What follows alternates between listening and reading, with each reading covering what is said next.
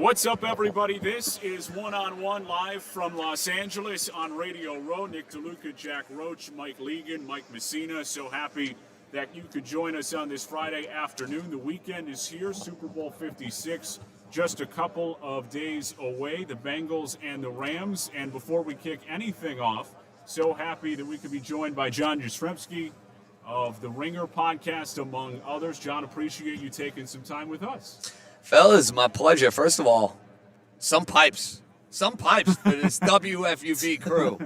I mean, listen, I would expect nothing less, but thanks for having me. It's good to see you guys out here. Los Angeles, I'll tell you this, Los Angeles in February blows New York in February out of the water. Yeah. I cannot do any more New York winters. I'm over it. I've had it. I'm with you. And I've heard it's been decent there this week, but still, decent is 40 degrees. It's just that perfect time of year when the beautiful snow becomes disgusting gray slush, and you just want to. I was going to say, you want to call it beautiful. Listen, I went to school at Syracuse. I've seen enough snow for a lifetime, boys. Oh, my God. Enough. He's seen enough snow for a lifetime. So let's talk about the palm trees and the sunshine here in Los Angeles. Super Bowl 56. What are your initial sort of expectations for Sunday's game? Are you leaning Rams or Bengals here? I'm stoked for the game. I'm on the Rams. Now, listen, I had the Rams at 15-1 at the beginning of the year. I thought they were an all-in type of team. You talk about Stafford and what he's brought to the table. Their defensive line is tremendous, and they've brought in all these veterans. I mean, they bring in Von Miller, it works.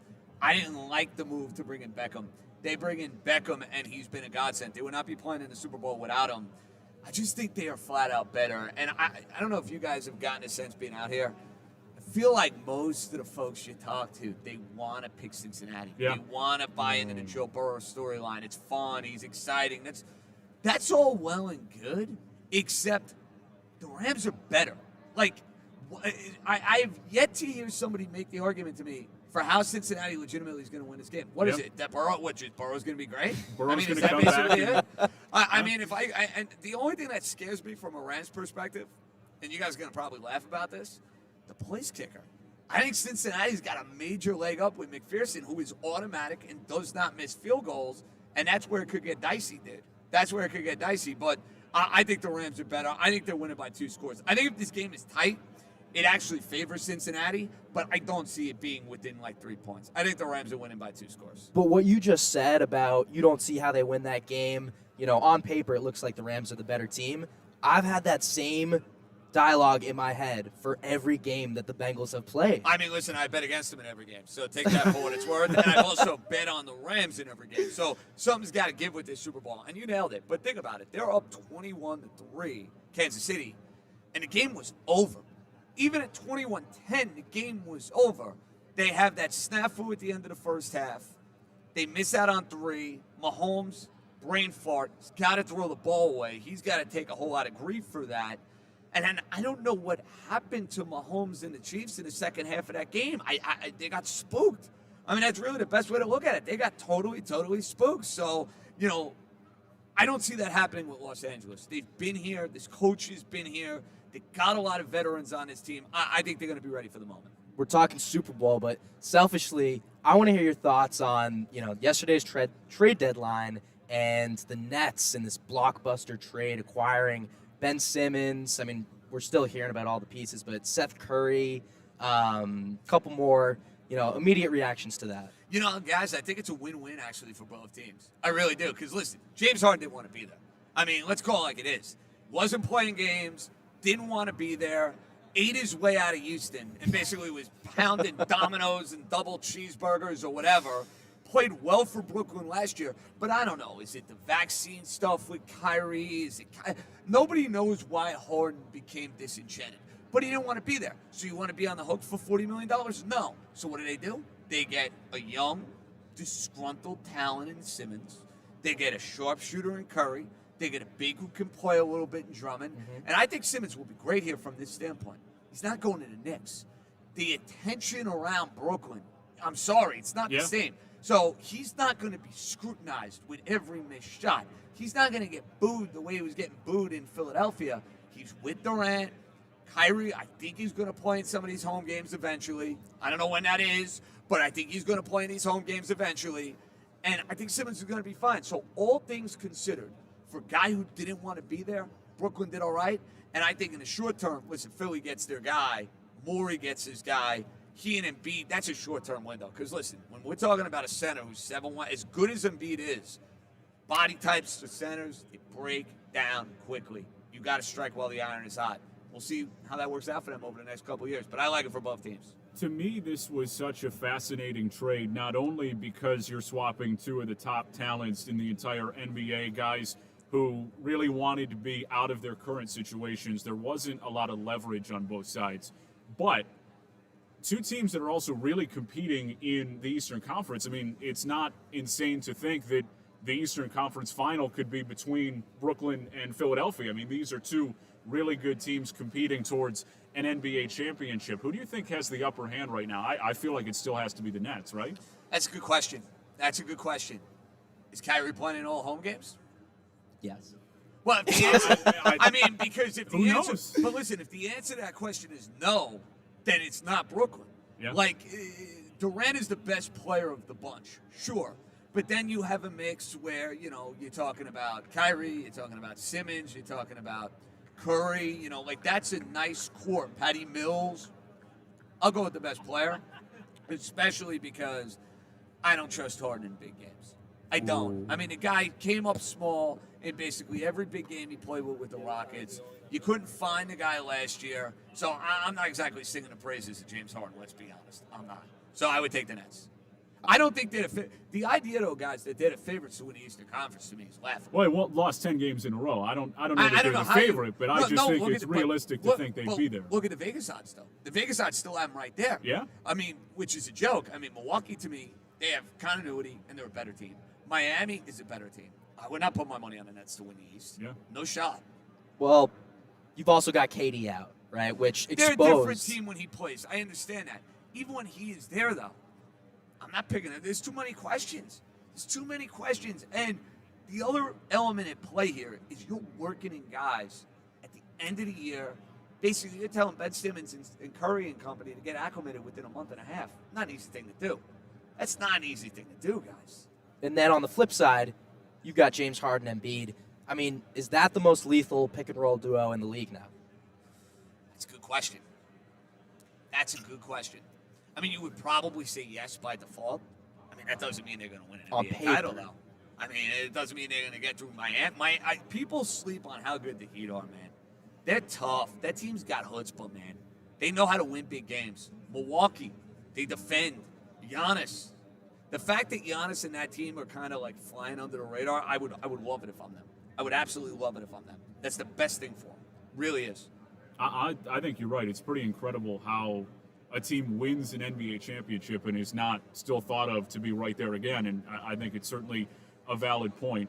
Wanted to get your perspective a little bit because I know that you frequently talking to John Jastremski here on SNY about the Giants, among other things. Your reaction to this new regime, Brian Dable, Joe Shane coming in, and what they're going to bring to the table with the Giants here. Yeah, guys, I like where they're at. I mean, listen, better late than never. I mean, Dave Gettleman was as bad as can be. I think he'll go down as one of the worst general managers in the history of New York sports. That's how pathetic and how rotten his tenure was with the Giants. Look, I don't know if Joe Shane can draft. I don't know if he has the right, scouting mentality, but he's coming from a good organization.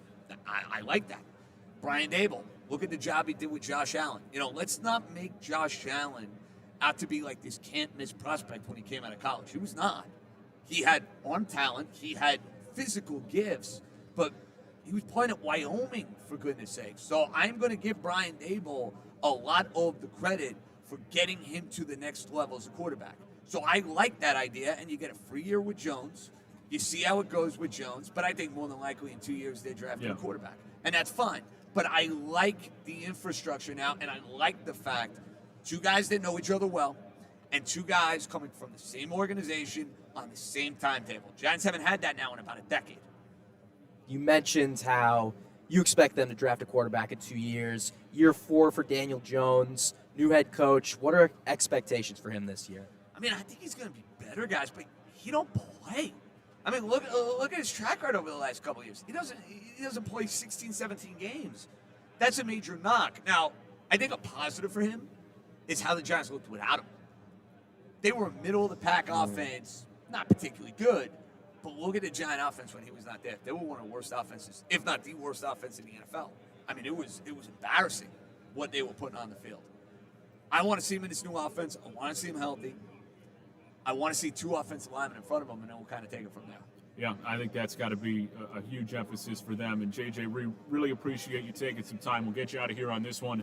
I know that you're a big Dolphins fan. Curious what your thoughts are on Tua's future going forward and the influence of Mike McDaniel coming in to lead that team. Well, I'll tell you this about McDaniel, guys. He's either going to be a slam dunk head coach or he's going to be out of the league in a year and a half. Like, there are certain hires that are like, there's no middle ground with Mike McDaniel. It's slam dunk or monumental flop. I like that he's an offensive mind. I like that he's got a little quirkiness to him. And I think it'll be really good for Tua. Look, Tua played top-flight college football. He had the hip injury. I think that has clearly played a role. Like, if you watch Tua and Herbert play in college, it wasn't close. Tua's a better player. Now you watch him, it's not even close. Herbert's the better player. Herbert's in a system where he's got talent around him. He's got a big arm. They're utilizing those physical gifts. You have to build an offense tailor-made to Tua. I think you have to run the football. I think you have to work off play action. He's super accurate. He's super smart. I think he can be a top-half quarterback in the league. The problem is I don't know if he's going to be a star, and that ultimately will hold you back in this modern-day NFL. You need a star quarterback, so we'll see. JJ, really appreciate you taking some time. Guys, my pleasure. Enjoy Super Bowl week. Yes, you too. Thanks for having me. Later, guys.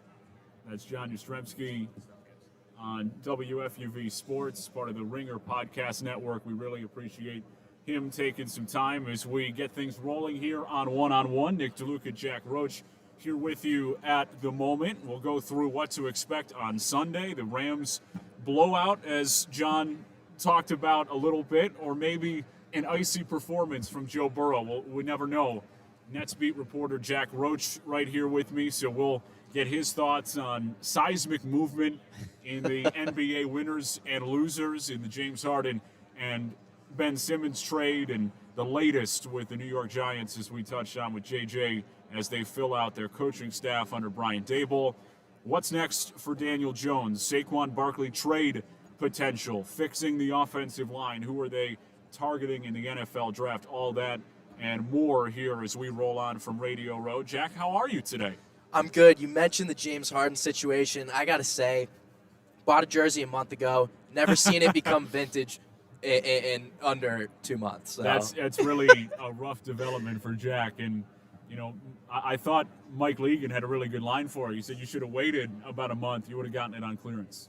I mean, listen, it's vintage now. Yeah. Maybe I bought stock early. Maybe when Philly potentially wins the championship, that jersey's going to be going for a lot of money. I wouldn't think so, though. It would be the Harden Philadelphia jerseys, you would imagine, right? Well, what I'll say is, depending on how things play out, this is going to make for one hell of an ESPN 30 for 30. Yeah.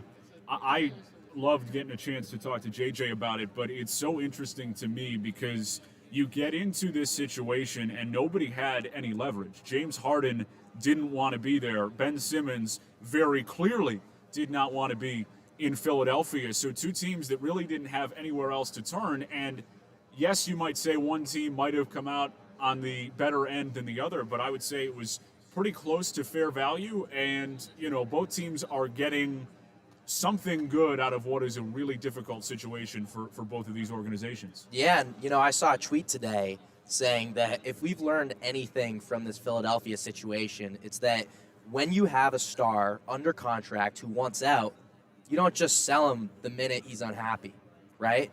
Yeah. Morey recognized that, held on to him, and when another star became available, he pulled the trigger, right? But Ben Simmons' value was, you know, as low as it had ever been this season, and then you've got a situation brewing in Brooklyn, and there we go. You've got James Harden, a guy 3 years ago, you know, MVP caliber guy. I mean, listen, I'm a huge James Harden guy. We've talked about it, you know, throughout our trip out here in LA, despite the focus on football, still comes up. And, you know, I've got an Arizona State James Harden jersey. I think he's a great player, and I think he's going to succeed in Philadelphia. You know, I had the chance to ask JJ if he's the best, you know, alongside Embiid, the best pick and roll duo in the league. I mean, I still think he's that guy, but, I'm just so curious to see, Simmons wearing number 10 in Philadelphia, already announced his jersey number changing, and Harden sporting number 1 for Philadelphia.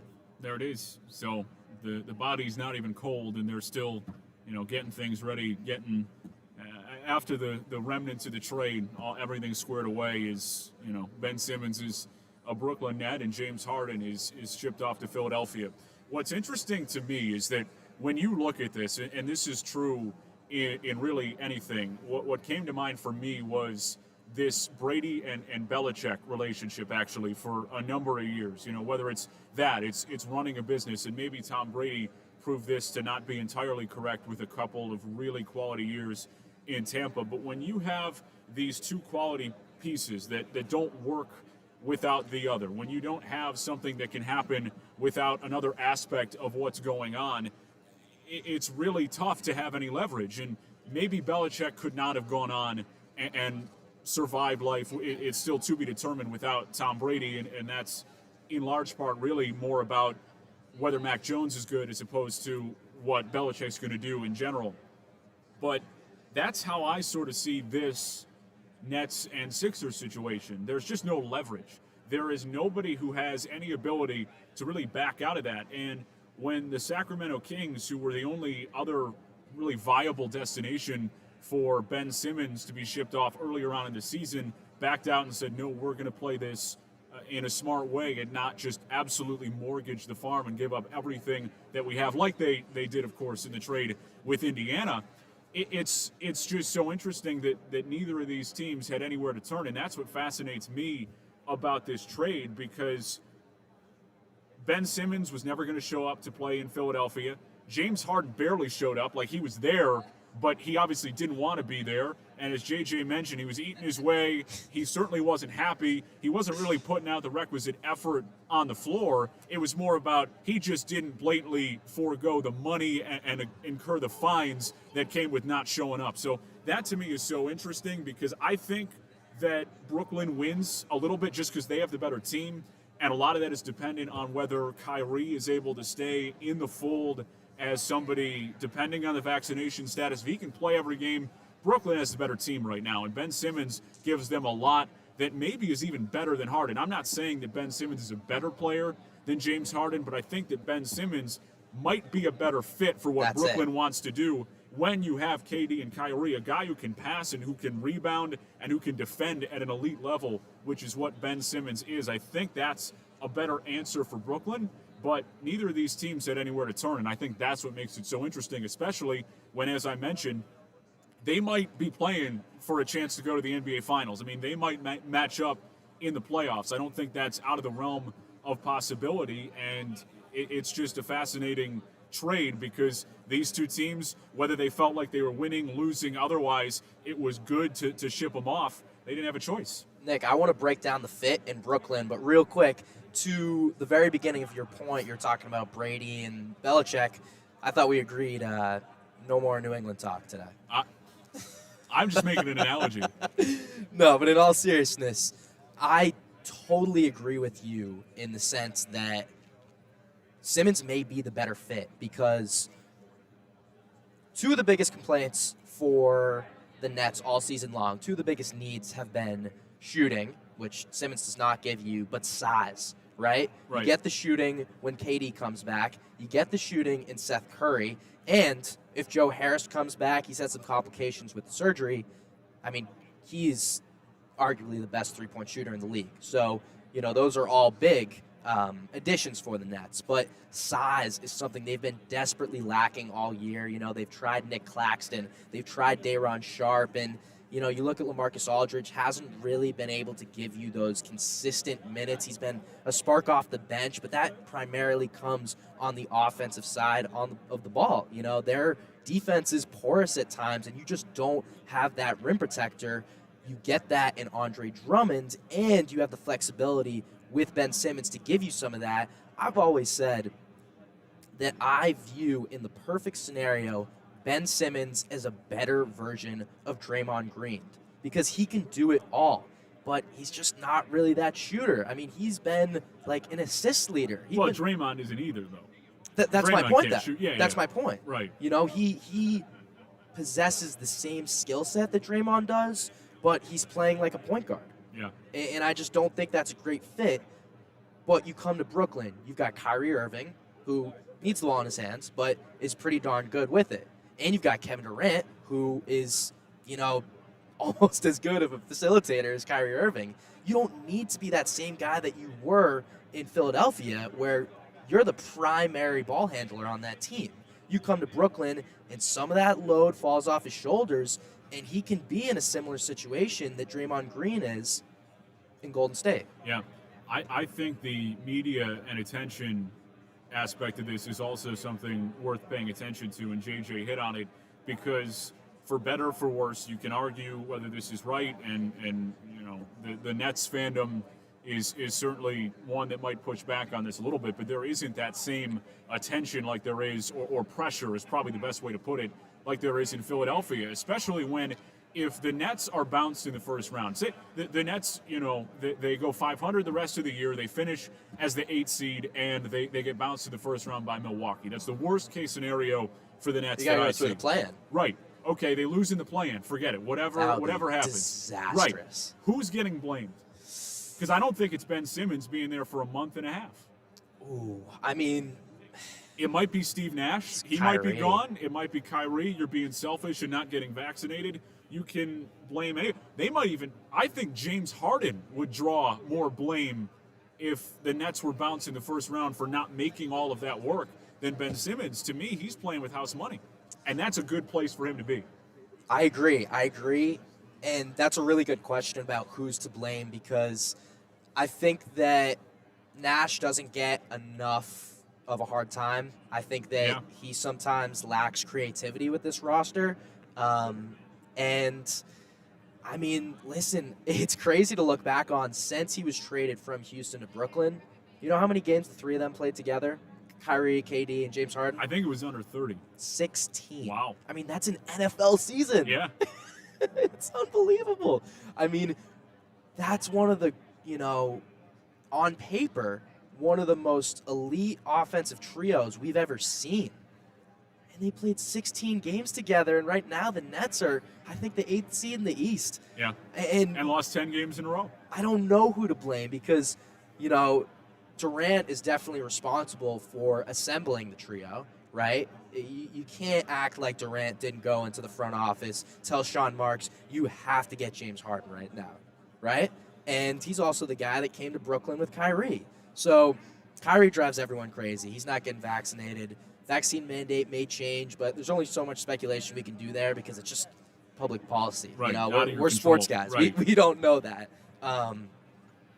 But, I mean, there are many parties at fall here, and the big three that is no longer is definitely equally responsible. Yeah, and a good place, again, for Ben Simmons to be with the pressure off of him, and I think that is a major aspect of all of this, and he to me is a fascinating case study, and we'll get to him a little bit later in the show, but just some of the unwillingness to morph his game and really try and work and improve from the perspective of a lot of people who were there in Philadelphia, and then when he felt disrespected as a result of not really wanting to put some of the effort in or make some of the changes, he was run out of town, and that to me is fascinating. But I guess where I want to start with this, or what jumps out to me, is the initial reaction to James Harden just blatantly not wanting to be with the Nets. I mean, that is so interesting to me, because he is a guy who historically has had trouble getting along with so many teammates. You know, it's perhaps something buyers beware for the 76ers taking on James Harden. Is he going to all of a sudden not get along with Joel Embiid? I mean, what's next? It's amazing to me that he continues to struggle to get along with the guys he's paired with. Did you see Embiid's Twitter yesterday? No, I didn't. So he posted minutes after the trade came out this, you know, viral meme, which is essentially like, it boils down to me at his funeral, and he's like dressed up, you know, like throwing shade at Ben Simmons, right? I feel like we did not hear much of that type of narrative from Embiid up until he didn't take that layup, right? And listen, I think Simmons is a great player. I think he's an elite player. He's a star. He's an elite defensive player, right? Yeah. And he does a lot on offense. And just to your point about him not being willing to change his skill set, I think to a certain degree, you can't fit a square peg in a round hole. Yeah. Yeah. He doesn't have to be that square peg in Brooklyn. He can be who he needs to be now. So pressure off him. And what are we talking about? Harden not getting along with Embiid. I think that Embiid is shockingly a really good teammate because I think that he could have thrown Simmons under the bus a lot earlier. We could have heard a lot more disgruntled talk from him, rumblings that there needs to be me or him, one or the other, and we never heard that. And here we are, got a new teammate. Maybe there are concerns, but I think that Embiid is a superstar that guys want to be with, and I guess it's been difficult with their cap situation, and maybe Jimmy Butler, didn't quite work out there, but I think that Harden and Embiid, for some reason, just is going to work out. Two guys that are kind of vocal. I just like this fit a lot, and maybe in a month, 2 months, 3 months, I'm going to look like the biggest fool on the planet when it all blows up. But listen, I would not, we've got the FanDuel Sportsbook set right here. For our listeners in New York, I don't think it's unwise to place a bet on the 76ers to win it all. That's interesting. I don't know if I'd go that far just because I'm not 100% sure that they are top talent-wise. And as JJ rightly pointed out, it might be difficult, and he was talking about the Nets, but the same concept serves for the 76ers, getting Joel Embiid and James Harden on the same page in about a month and a half for it really being go time for them to try and advance throughout the postseason. But it is interesting how those two are going to fit together. And I don't necessarily disagree with you. I think that those two are going to be able to work together pretty well. James Harden is a guy who is not just strictly a scorer. He can pass, he can move the basketball. And having those two at different positions, there's not necessarily the same tug of war for handling the basketball for those possessions, I think can be effective in that partnership. And I think the same can be said for the way that the Nets made out in this situation. You've got to try and distribute the basketball with, Joel Embiid, with Kyrie Irving, and with Kevin Durant. Ben Simmons doesn't necessarily need all of those touches. Yeah, and something that actually does concern me in Philadelphia is not necessarily the fit of Embiid and Harden, but just the lack of options around them now that Seth Curry's out, who really took a step forward in his game this year. He was kind of viewed primarily as a shooter, and this year he's proven he can be a facilitator. He can give you the points. He can assist. He is more than strictly a shooter, and you lose that when you ship him off to Brooklyn. You don't have Andre Drummond, who gives you some minutes off the bench. You've got Tobias Harris, who, he's kind of streaky. He can shoot. But, what concerns me is the minutes when Harden's not on the court, when Embiid's not on the court, because Harden's still dealing with that hamstring issue. Embiid, as JJ mentioned, doesn't have the cleanest bill of health. One of those guys eventually is going to miss time, and I'm afraid if that happens that you've got another situation where Harden's upset, where Embiid's upset, So a lot has to go right for them to pull this thing off. But I think when they are healthy, when they're at their best, I don't know a team that I can necessarily label as better than them. Yeah, and I think, again, it illustrates what a smart trade it was for Brooklyn as well, because to me, you probably traded a $100 bill for 520s. That's what you were able to do to go through and really improve the depth on this team. And Ben Simmons is probably going to be, $40 or $50. He's not that far behind James Harden. But to add that depth, forget even the picks that you had to trade away to get Harden and recoup some of that value, but just what Andre Drummond brings to the table and some of that depth, I think is going to be Seth Curry, as well as you mentioned, is going to be so important for them trying to make a run into the postseason. And now about trying to get all of those guys to fit together. That's going to be the next step to really see what they can do in the way of really smoothing over and facilitating this process to get them ready to try and make that postseason run. I want to ask you this question, and I think that this really gets to the heart of whether it was not even who won the trade, but whether it was good or bad, or the Nets a better team today with Ben Simmons and the rest of the value they got for James Harden. What if he doesn't, though? He's not playing full-time right now. I'm saying, are they a better team today? On away games, they are. Yeah. but when they're home, listen, Harden gives you, I mean, he's able to do his thing, and I think part of why he wanted out is because Kyrie's a liability. You don't know if he's playing the whole season, and Kevin Durant's injured. I mean, what is the difference between that situation and what you had in Houston when he wanted out? Not a whole lot, and I understand that Kevin Durant comes back, but, you know, I was going to say these injuries, you can't always come back from them, but listen, Kevin Durant came back from one of the toughest injuries in sports. He's got that torn Achilles, and he's been arguably a better player than he was before. But I just am afraid that if Kyrie does not play full-time, then you've got that situation that you did in Philadelphia, where you expect Ben Simmons to be the primary ball handler. And I don't think he should be that 100% of the time, or even 50% of the time when you've got Kyrie. So if you got Kyrie, the fit just makes so much more sense, because as good as James Harden is, Ben Simmons gives you more versatility. And I want Steve Nash to be more creative with his roster, with, you know, his lineups and how they approach, you know, quarter 1 through 4. But Ben Simmons enables you to have that option, because he can be that point guard when you've got more flexibility, more options. And to be quite honest, I think that they're a better team with him. But, I mean, listen, I love James Harden. He's my guy. I think he's a better player than Ben Simmons, but it's all about the fit. One-on-one live from Los Angeles here at Radio Row. Nick DeLuca, Jack Roche.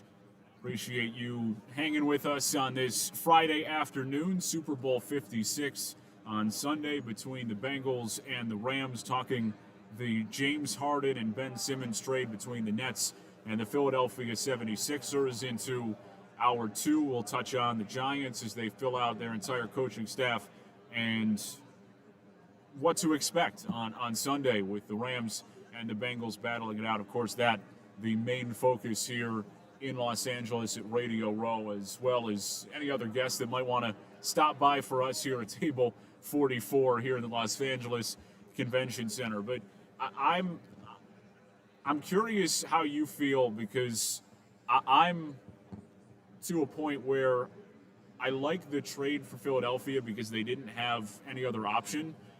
I just don't know that they're good enough to compete for an NBA title right now.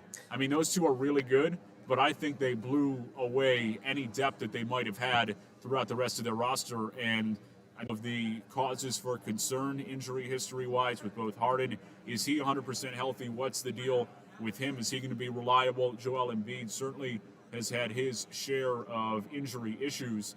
And I'm just not 100% it's going to be able to be consistent enough when push comes to season time, in particular when they won't have much to offer off the bench to really change things around if a team is able to find some success. Yeah, I mean, I'm looking at the Sixers roster right now. First off, love Tyrese Maxey alongside Harden, because, I mean, he is a combo guard, you know, and his shooting splits are way up this year. I mean, he's just at the edge of a 50-40-90 season, and, you know, he's giving you 5 assists, 17 points per game. I like that fit alongside Harden because he's almost like a light version of Harden, because he can do what you need him to do, but not to the full capacity of Harden. So I think that they complement each other well. And, you know, Tobias Harris is a good player. He needs options around him. Can't really be what you need out of him by himself, but I think that he's a really good fit in that starting lineup. It's the bench. That's what concerns me. And Matisse Thybulle has been a stud defensively. I'm upset the Celtics drafted him, traded him away on draft night. So, I mean, he's one of the elite defenders in the NBA. I think he's a really good piece for them, complements stars really well, but he's not scoring. He's not giving you that scoring off the bench. And you got Shake Milton, you know, another guy that can create for himself, but, I mean, he's given up as many points as he's putting in. So I guess he plays alongside. I mean, Danny Green's having an off year. You're right. The concerns with the 76ers is the depth. I mean, you know what Harden and Embiid can do. And listen, we've still got questions about the fit, but the bench and the lack of depth does concern me. Whereas in Brooklyn, that was their concern. They didn't have that depth. They had the stars, and you've got the Kyrie situation. You've got the Harden lingering issue. You've got Kevin Durant being injured, but they just acquired depth that they desperately needed. So you kind of flip the script on you've got superstars missing games, but no depth. You know, goes from one city to another. Yeah, it's the full 180 degrees there for both of these organizations to try and figure out what's exactly going on, and time will tell as the Nets and the 76ers, among other organizations, battle it out to try and find their way to the NBA Finals. Always fascinating, and I want to expand at least a little bit, just recapping the NBA trade deadline and a number of moves that were made, and some moves that, of course, were not made. And that, to me, jumped out perhaps the most with the Nets, not the Nets, with the Knicks and the Lakers, two of the most notable teams not active at all. No moves by the Lakers or the Knicks. And in the case of the Knicks, I feel like that was the right way to play it, unless you were going to ship away Julius Randle, unless you were telling me that we're done with this experiment. We feel like we've got to move in another direction, and I'm not 100% sold that that's the right answer, because then what are you getting for him when his value is really low, and who's going to come to New York? It's the same beat of the drum that you've been hearing for the last 5 to 10 years about who's coming. You got to get that tier B or C superstar to come in and really try and elevate his play, and hoping that things can turn around that way. But there's not a viable replacement that's really going to improve your roster for the sake of just getting rid of Julius Randle, and then you're in the same spot that you'd been because you don't have a requisite top flight player. If Julius Randle is playing well, I think that he can be that top flight option. The flip side for the Lakers, I'm disappointed with them not making a move. I think that they desperately needed to make one. They desperately needed to shake things up. And again, it's hard to evaluate because you always have to give the teams at least a little bit of leeway, not understanding what the trade conversations were like. But at the same time, LeBron James is not getting any younger. And I know that he is playing at an incredibly high level right now for being 37 years old. I mean, it's ridiculous how well he is playing. But how long is he going to continue to play this way? How long are the Lakers going to be able to build on what is maybe even already a closed championship window? Like, I don't think that that's ridiculous to say they are not in a position to compete for the NBA Finals right now. They're certainly not there. LeBron said it himself. I mean, they played Milwaukee a couple of nights ago, and they asked him, are you going to be on that level? And he said, no. No, right now, we are not even close to on Milwaukee's level. And, there was a bit of an interesting response on the follow-up, like, can you guys get there? And he said, I don't know. But it certainly didn't sound convincing, and you at least appreciate that kind of candor from LeBron. But it raises serious questions. How are they getting that level if they weren't making any moves at the deadline? That to me is a failure. Yeah, let's start with LA just because of, where we are, right next door to former Staples Center, now Crypto.com. Can't believe that happened. But the reality of the situation is they just didn't have any options, right? And I know that there were discussions for Westbrook in exchange for John Wall. And that's just spinning your wheels. That's just, that would be awesome like 5 years ago. Yeah. But not today. That'd be Harden and Simmons 5 years ago. Yeah, exactly. And, I like John Wall. Now the Lakers are focused on the buyout market, and he's a prime guy to get bought out. Yeah. So I guess you get rid of this Westbrook contract.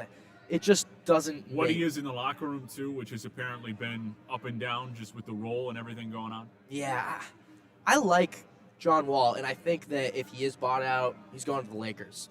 But it just doesn't make a ton of sense to make a move that, potentially that could be disastrous. If he hasn't played all year. We don't know what shape he's in. You don't know if he's game ready, and that's really your prime option. So I don't know what other trade we were expecting them to make. So it means you can't make a trade. So, listen, would you have liked them to make other moves to maybe soften the blow of Westbrook out for the Lakers?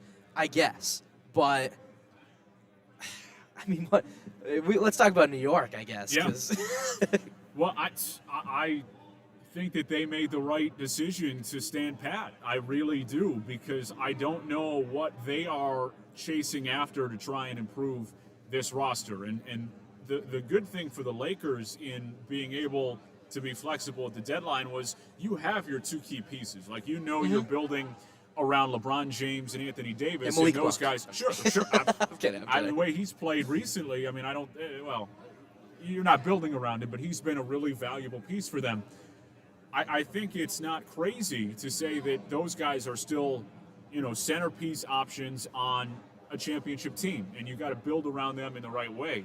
The Knicks don't have that type of guy right now who you feel like can lead them to a championship. That's not Julius Randle. That's not what the Knicks roster is built right now. Maybe R.J. Barrett can grow into that guy. I mean, you've liked what you've seen from him somewhat recently. He has continued to grow and get better, and the Knicks are hoping that he'll be able to elevate to that top flight talent that they were hoping to see when he was drafted in the top 5.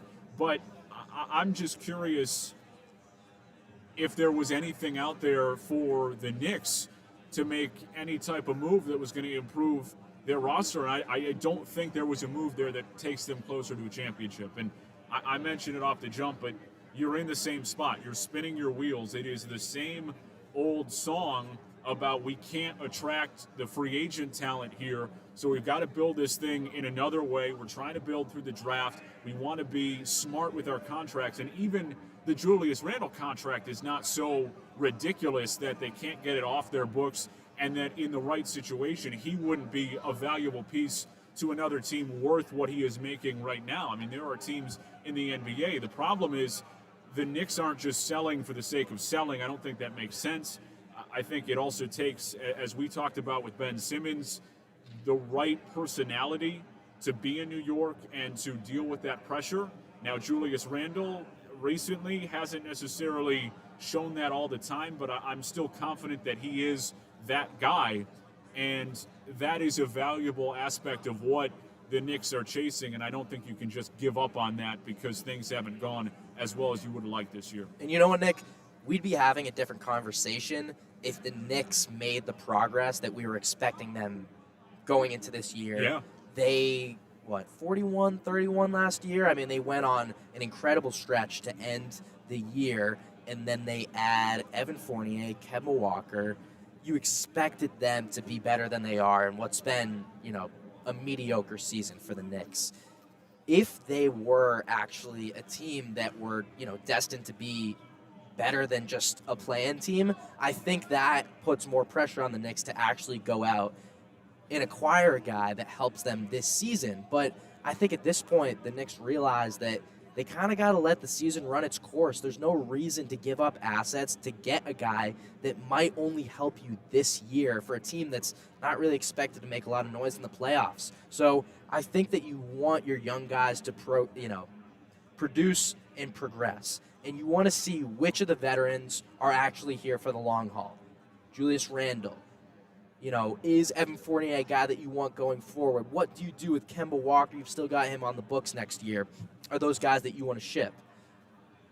But it just doesn't make sense to give up assets, to give up potential future contributors in Emmanuel Quickley, in in Obi Toppin, in Mitchell Robinson. You want to see those guys grow, and listen, I really hope that Tibbs gives them the opportunity to do that because, Tom Thibodeau is a guy that really is set in stone with his rotation, and to be quite honest, I'm really disappointed in how they're handling this Cam Reddish situation because you give up a first-round pick for a guy that has a lot of potential, and you haven't quite harnessed that yet in Atlanta, but I think it's still there, and he's a guy that could help this Knicks team, could be a guy that's, a starting piece, but he's barely even cracked the lineup. I think, he's probably played like 20 minutes in his entire time in New York.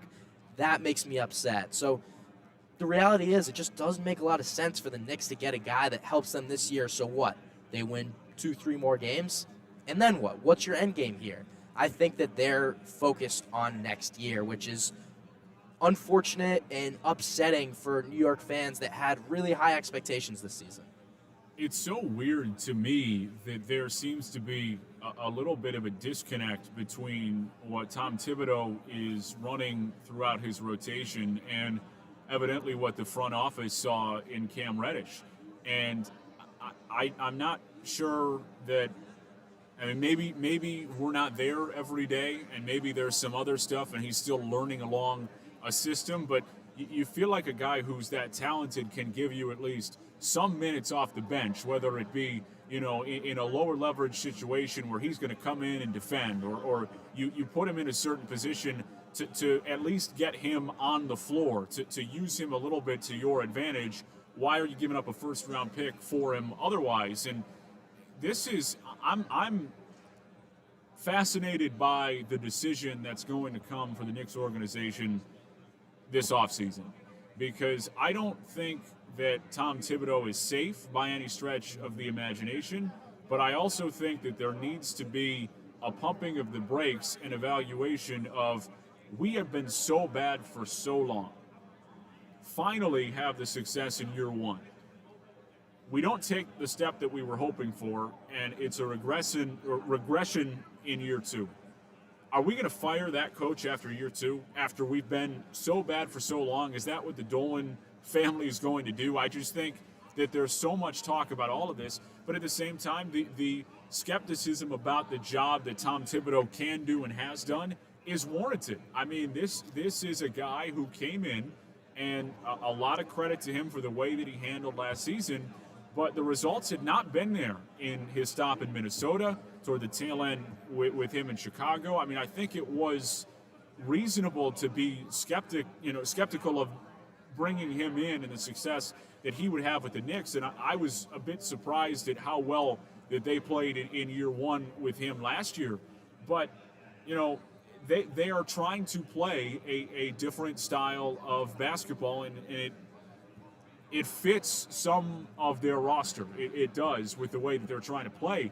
But I'm not 100% sure that's where basketball is headed at times, and they're playing to the strengths of the guys, but also to fit his system. And I'm just skeptical about where it ends up and whether it works long term. I'm just not so sure I'm there. Yeah, I think that the Cam Reddish trade kind of highlights the disconnect between Thibodeau and the front office, because you're not giving up an asset for a guy that doesn't play.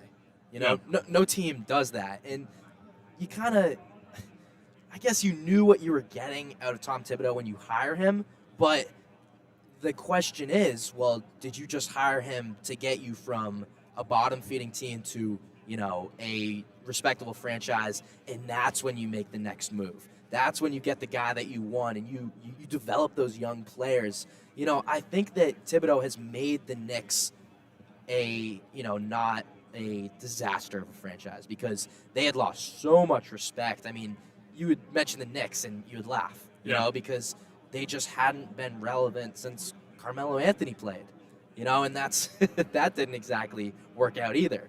So Thibodeau gets you back on the map, right? And at the end of the day, Madison Square Garden, New York City, that's a destination, right? And you weren't getting that out of the free agents. You missed on LeBron when he went to Miami, and D Wade and Chris, that didn't work out. And you get your Carmelo Anthony and Amari Stoudemire, but that's been it since then. So by putting the Knicks back on the map, I think Tom Thibodeau's already done his job.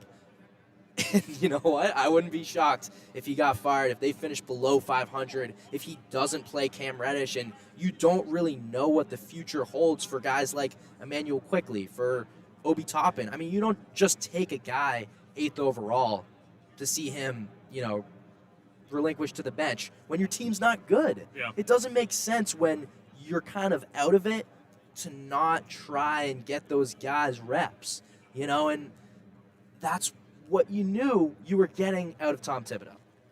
I think it's fair. I think the criticism is fair, and it's a fascinating offseason coming up for the Knicks, and see if they can turn things around a little bit to add some more evidence to the case file, and see if they can't make a statement for Tom Thibodeau to stay. But it's an uphill battle, in my opinion. It's going to be tough, and the expectations were so high, and we know the way that the Knicks organization runs and how aggressive that they are in making certain reactions and decisions over the course of James Dolan's tenure as the owner. And we'll see how much support that he has from the rest of the organization and ownership and otherwise. It's a fascinating topic as we come up on the 2 o'clock hour here in Los Angeles, the 5 o'clock hour back east. Nick DeLuca, Jack Roche here with you as Radio Row rolls on here on a Friday. We appreciate you spending some time with us as your weekend kicks off. We have covered a lot of ground talking about the NBA, and we'll get to some of that. But I want to return to the Super Bowl, at least just a little bit here before we head to a break. Super Bowl 56, you've got the Bengals, you've got the Rams, and we've dissected this thing any number of ways throughout day one and into day two. But I'm fascinated in listening to so many different perspectives on all of this. And I did some reading coming into the show today, and there were a couple of coaches who were pulled in The Athletic talking about what they expect coordinators, defensive coordinators, for this game. And the first entry was that the Rams should win in a blowout. The second one was the Rams probably should win in a blowout, but I'm not 100% convinced that Matthew Stafford is up to that caliber. And Joe Burrow, if this thing is in the balance, is going to take it. I mean, he's that type of player. And then another that was like, I have no understanding of how to read this game, and that's a little bit where I'm at the moment. I think that's where we all are, and to be honest, the dialogue, I mentioned this during our interview with JJ, thanks for coming on.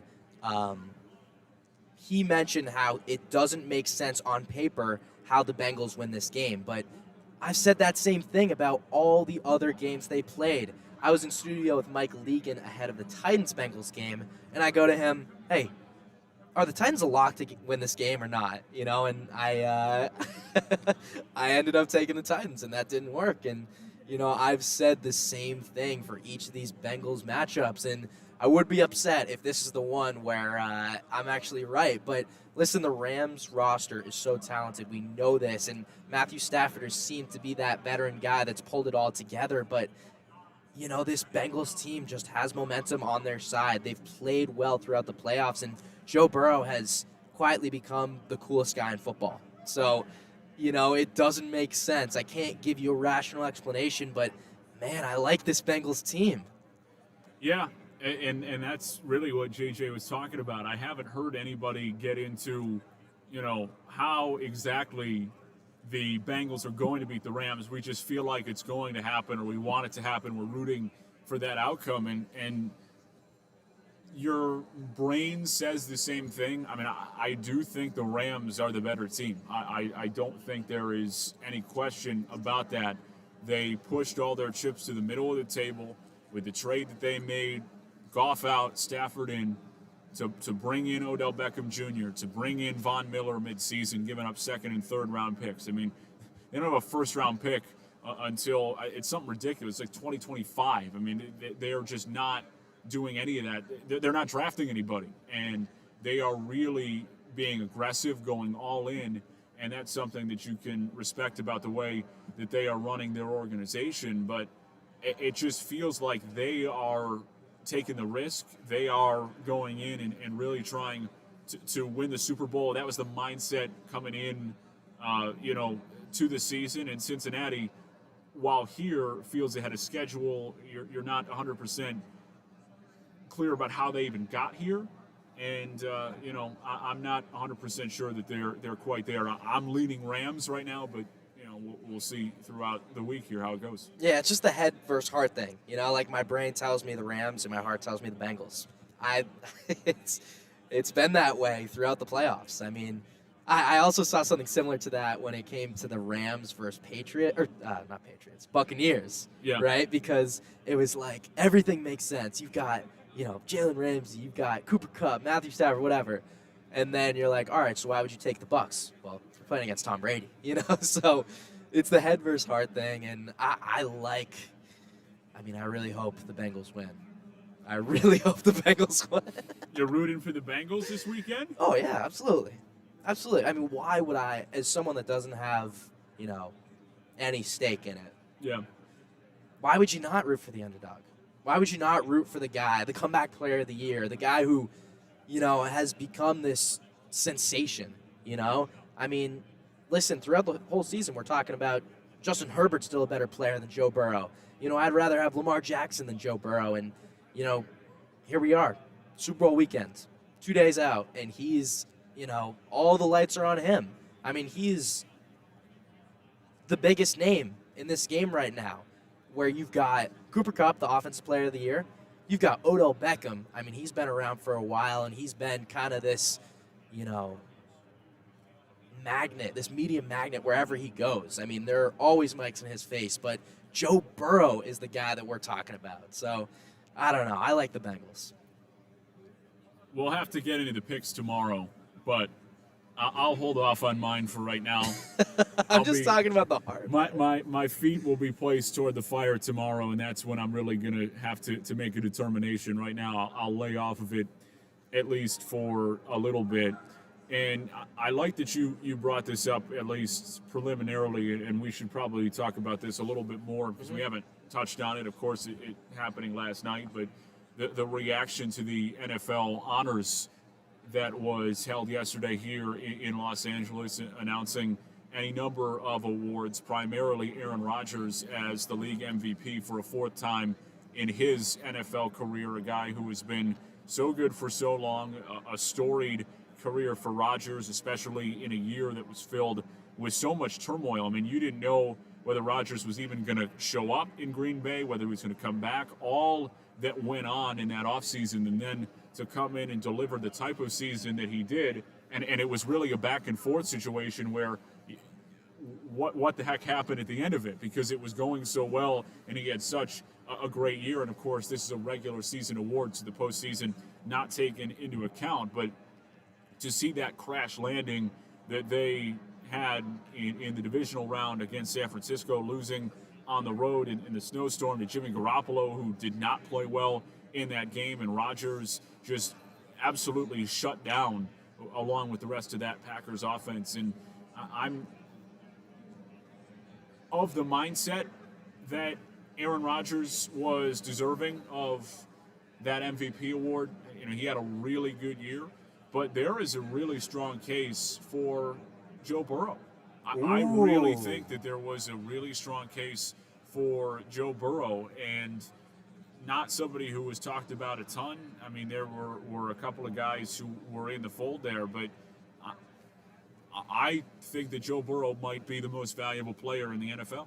I mean, with what he has meant to the Bengals this year, I don't think that's ridiculous. Now, listen, I was going to say, I think that Tom Brady deserved it. No, but obviously I'm biased. But listen, I think he's got so many weapons around him, though. And that's the thing. It's what is the award? Is it the most valuable guy, or is it the guy that had the best season?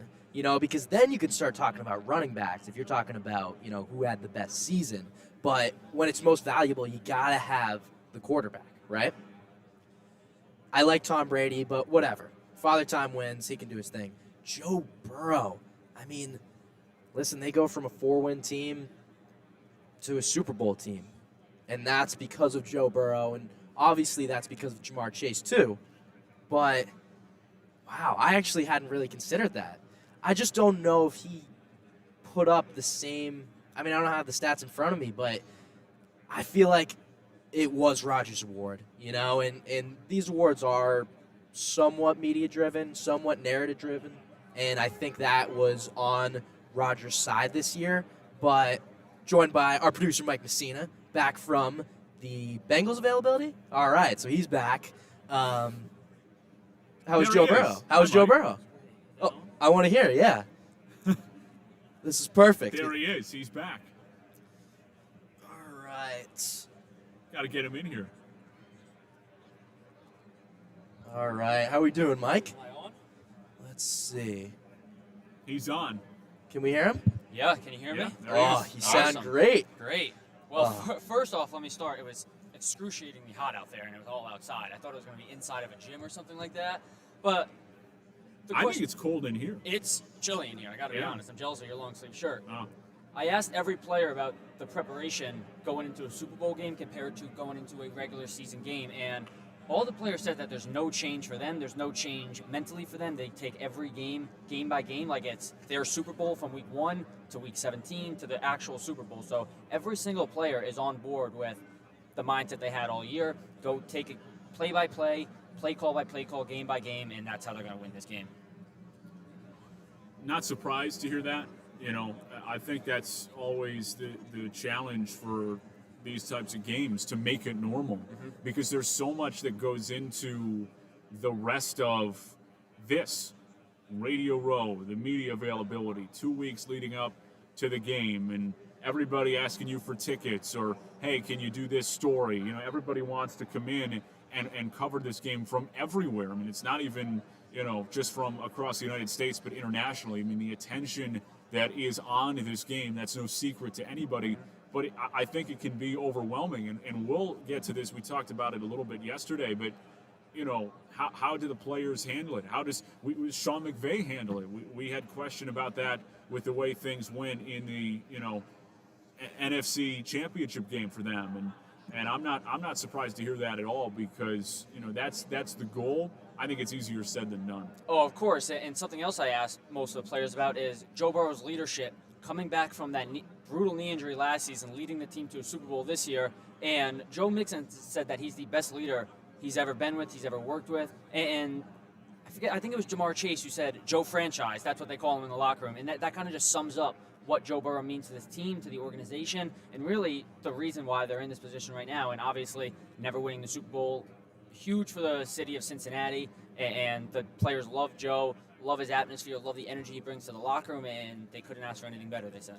Well, you might have missed it just on the tail end, but I was saying that I think Joe Burrow should have been given more consideration for the MVP. And I agree with that. I'm not 100% sure that he should have won it. I'm not quite on that level right now. I mean, I don't know. It's there's so much variability with how things go on, and I would argue that certainly the Bengals have a weaker roster, and it comes back to how do you determine what makes somebody most valuable. I would say that in part you are helped by having a roster that's not as strong. I mean, I think that's important in some respect, and the Packers had a better roster. I mean, I think they had a really good team, and it's also hard to not be swayed by the postseason despite it being a regular season award and the voting was closed out. It's not like that has any impact whatsoever, but just to see the fashion in which the Packers were bounced, I think Joe Burrow should have gotten more consideration. I think that's more than fair, and I'm not quite ready to say that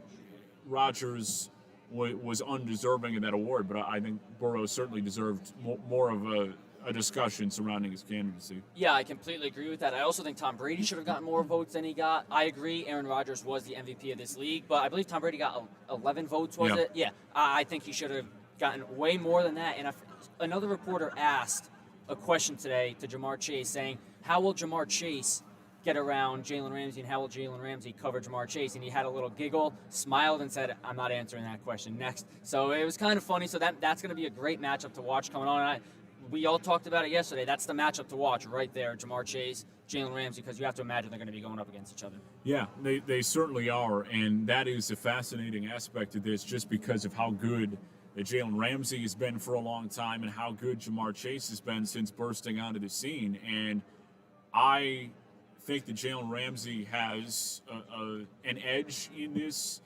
matchup because of his length, because of the ability to be physical with other receivers. I think that's a challenge for a lot of defensive backs just because they're not as physically gifted, and I think that that's something that Jalen Ramsey brings to the table just from, he's a physical specimen for the corner position. I mean, he's 6'5" and has that type of speed to close out and to be able to make those plays, and that's why he's regarded as such a great player. But, Jamar Chase has just burned everybody.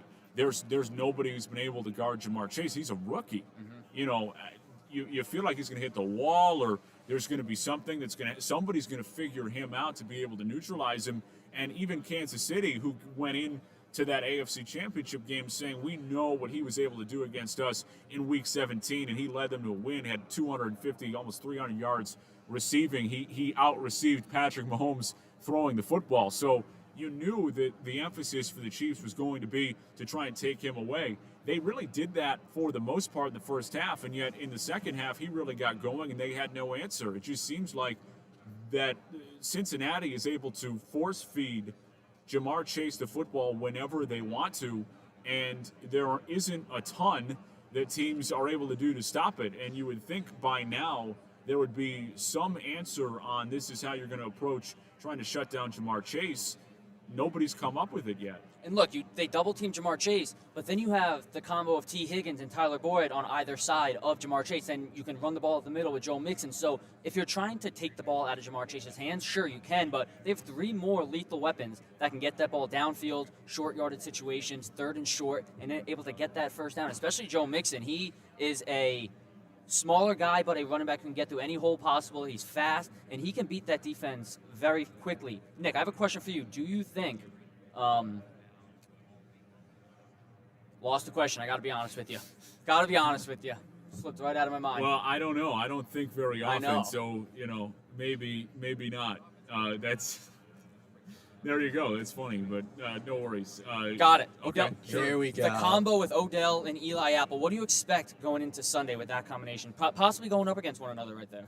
Well, I don't know that he's going to shadow Odell because of what Cooper Kupp brings. And that is such an interesting dynamic for the Bengals to have to deal with, trying to figure out how to attack this Rams offense, because Cooper Kupp in a lot of ways is used like an extra tight end almost, and that's another big story here coming in to the Super Bowl on Sunday. Tyler Higbee, the Rams' primary tight end, has been ruled out, so he will not play on Sunday, and that's going to be, at least figures to be somewhat of a factor. He's not that mainstay option, and you feel like it's not something that the Rams offense revolves around, but it is something worth paying attention to, especially for those looking for other weapons, other options on prop bets otherwise. But I don't expect those two to be matched up as often as Ramsey and Chase will. I think Ramsey's going to shadow Jamar Chase.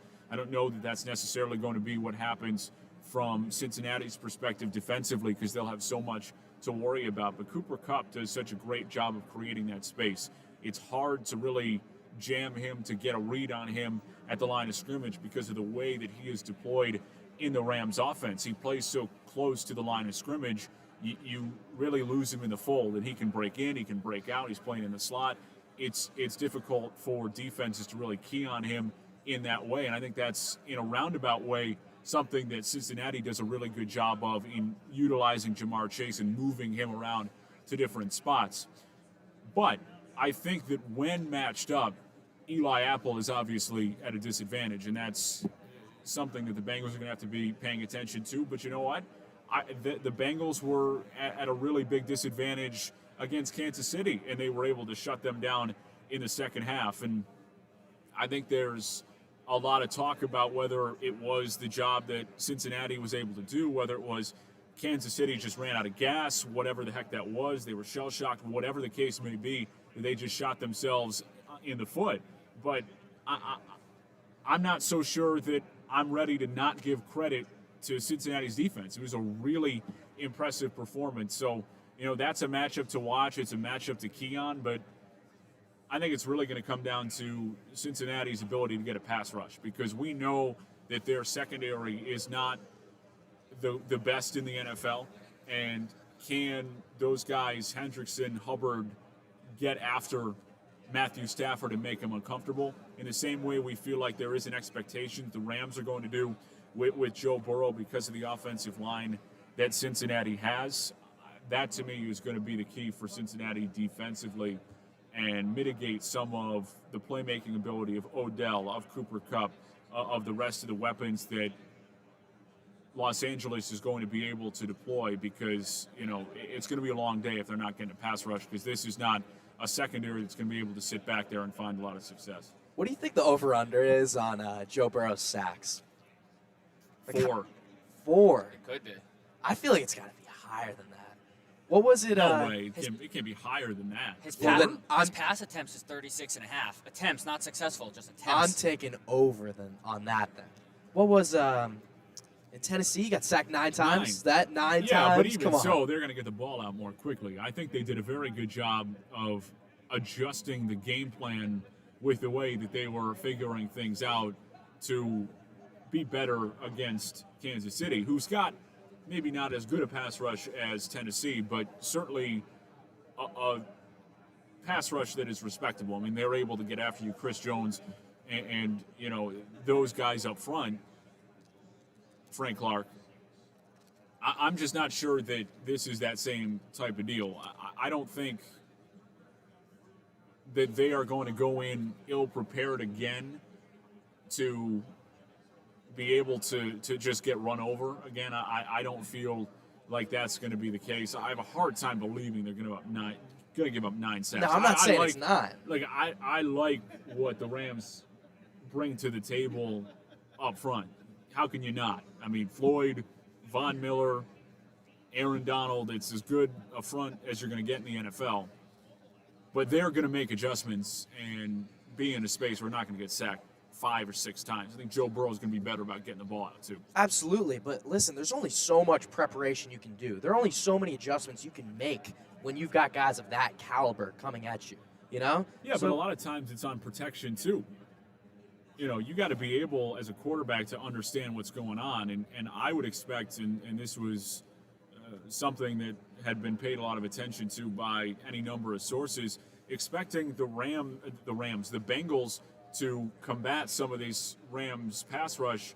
You know, they're going to want to go empty. They're going to try and find certain ways to get guys the football quickly. And it's going to be, instead of trying to run the football necessarily, it's a swing pass to Joe Mixon. It's those types of things. It's his, you know, Greg Cosell mentioned to us yesterday that outside zone run to try and get the defensive line for the Rams moving laterally and not upfield, not attacking, to try and mitigate some of that pass rush. And it's been shown that as great a player as Aaron Donald is, when you put him in conflict, when you're able to run at him, you know, it minimizes his effectiveness inside. I think that's got to be a primary focus for Cincinnati going into this game. And it sounds counterintuitive, but it's the body blows. It's the continued, we're going to make Aaron Donald make a tackle. We're going to make him be the primary focus defensively. We're going to be more physical with him and hopefully for Cincinnati, wear him down over the course of the game so that when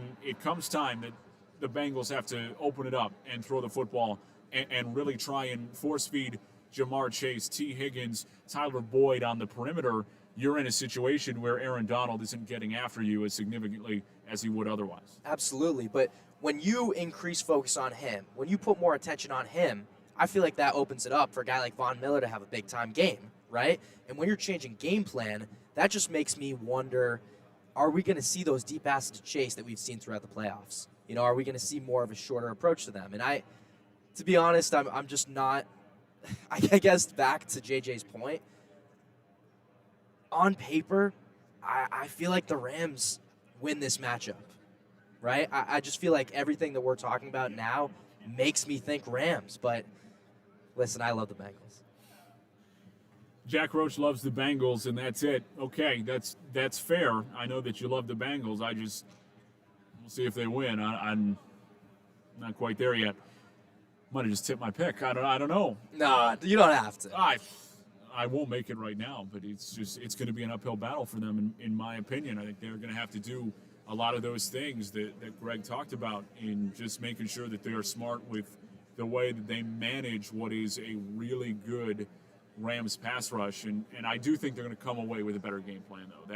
That to me is for sure, and I would not expect the Bengals to allow something on the order of 9 sacks. I mean, I don't think it's going to be something ridiculous like that.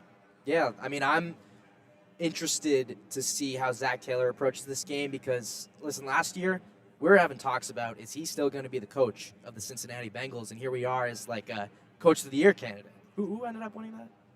Mike Vrabel. Mike Vrabel. Okay, former Patriot. Love Mike Vrabel. Another guy that got ran over by the Bengals. Oh, my gosh. Yeah, he got run over by the Bengals, and that was the extent of it. Mike Vrabel with some there was some question about him too winning the Coach of the Year. Yeah, I mean, listen, Zach Taylor, a guy who certainly was deserving.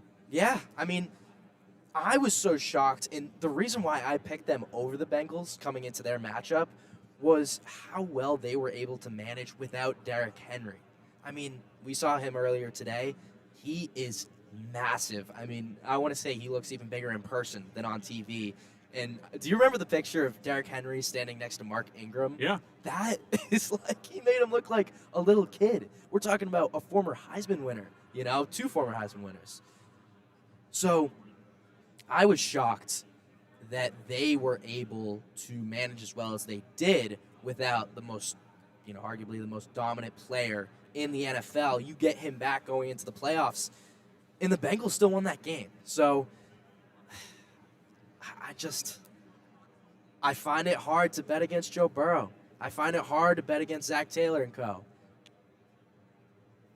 I don't find it that hard. Well, we'll see. We'll see on Sunday, and only time will tell. I mean, they have been really impressive throughout this playoff run. I'm just not so sure that the luck won't run out at some point. It just feels like they're not quite there yet. And it's not to say they won't get there or won't be there at some point. I just has that feeling to me that they have not gone to the extent that the Rams have been going to throughout this offseason to really push all their chips to the middle of the table, to take that risk, to go all in, and to bring in these veterans that right now I think give the Rams the edge. So what kind of move would you have wanted to see the Bengals make? Like, where do they need that help the most, other than the offensive line, of course? Well, I don't even know if it's a criticism, because if you pull the Bengals front office and Zach Taylor, honestly, I don't think the expectations were that this team was going to be in the Super Bowl. I don't think if you really sit back and ask them to be, completely honest, under oath, or put them on a lie detector here, that they would tell you that we expected to be in the Super Bowl. You hope, and for them, this has certainly been best case scenario, but there's no way that they looked at their offensive line and said, yeah, we're definitely a finished product. They look at their secondary, and we definitely feel great about where we are at the moment. And there was certainly serious concerns about Joe Burrow's health. Like, how's he going to come back? You forget, lost in all this shuffle. Like, he's a second-year quarterback. Where's the development? Like, that's what you're hoping to see. And yeah, he was a little bit older coming in to the league as a guy who transferred, but you're just hoping that he's going to prove himself as a franchise guy in year 2. I mean, that would have been a winning season for the Bengals, regardless of what outcome you would have had. I think the Bengals at the beginning of the year would have signed up to be in a spot where the Chargers were. The Chargers were on the last game of the season, a chance to get into the postseason, where your quarterback plays like a stud, and he proves that he is the franchise guy, and you solve that, and you know that he can compete with the rest of the juggernauts in the AFC. I think the Bengals at the beginning of this year, if you asked him, would have said, all right, we can call it a year. That's what we wanted to see, minimum, right? We can call that a success. And they got that. And then they win their division, and then they upset Tennessee, and then they beat Kansas City on the road, and now they're in the Super Bowl. So I just, it's not about necessarily a criticism or saying that they should have done this, because I don't think that's smart either. Like, for them to go in at the beginning of this year and try and do what the Rams did, forget the trade of the quarterback, obviously. They had more confidence than the Rams did with Goff. But, how about go in and try and trade for Von Miller? No, I don't think that makes sense for them, right? Can they give up a second and a third-round pick on their timeline, thinking that next year was going to be maybe the year or the year after to really build with Joe Burrow on his rookie contract for another couple and put those pieces around offensive line, defensively in the secondary? No, I don't think that would have been a smart way to go about it. Maybe they would have said, let's invest in another weapon, invest in some more protection to make sure that he is in the best possible place to succeed. But I don't think there would have been any criticism of the Bengals' approach to this offseason about how they went about filling out their roster.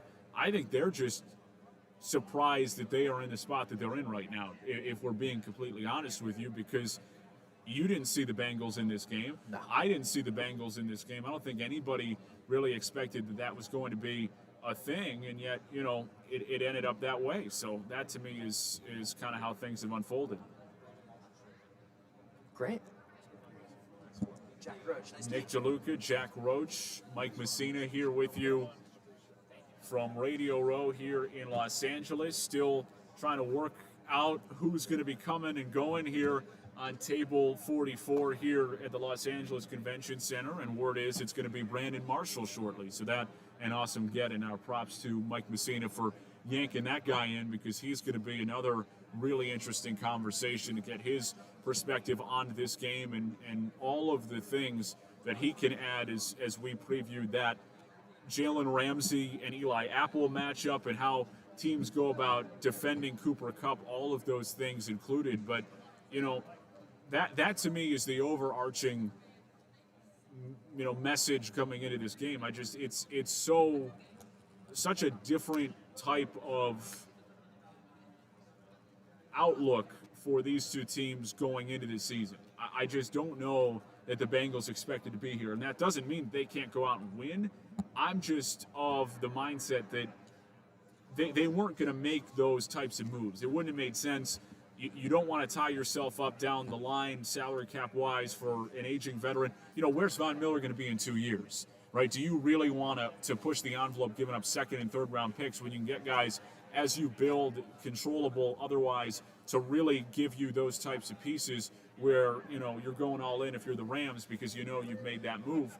I'm not being critical of the Bengals. I just think it's more of where they thought they were at the time, and Cincinnati surprised themselves. But here's the reality, Nick. Those and thens that you mentioned before happened, right? So Sunday's going to come.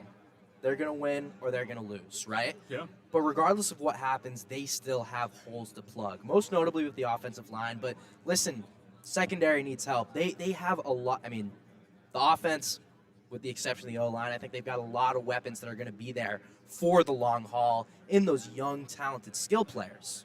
Most notably, Jamar Chase. You've got T. Higgins. You've got Joe Mixon, who had, really a breakout year that I think people have been expecting for a while. It really all came to fruition. But when you still have those holes that need to be addressed, what's the best way for the Bengals to kind of put the tape over those holes? Because you can take the Rams approach when you get that veteran help, when you make those blockbuster moves. But I just don't know if the Bengals have those same sorts of assets that they're willing to part ways with. Do you bring in veterans in free agency? Do you address it through the draft? With this Bengals team that has a lot of young options, what do you think is the best way for them to kind of improve this roster, which has made the Super Bowl, which has exceeded expectations, but still has the potential to get a whole lot better? I think it's a combination of both, and you try as best you can to evaluate where things are working, where they're not, and then going about, those deficiencies and strengths, and you figure it out from there. I guess for me, I would say that they are in a pretty good position free agency-wise. They top 10 in the NFL in cap space coming up in this offseason, and that's the other thing that proves to me that they were building toward next year and kind of surprised themselves that they're in the Super Bowl this year. And that's a great surprise to have, and no criticism. It's just I'm sure that they are ahead of schedule, from an expectations standpoint. And I think winning the playoff game for them against the Raiders was like, that's a really good year.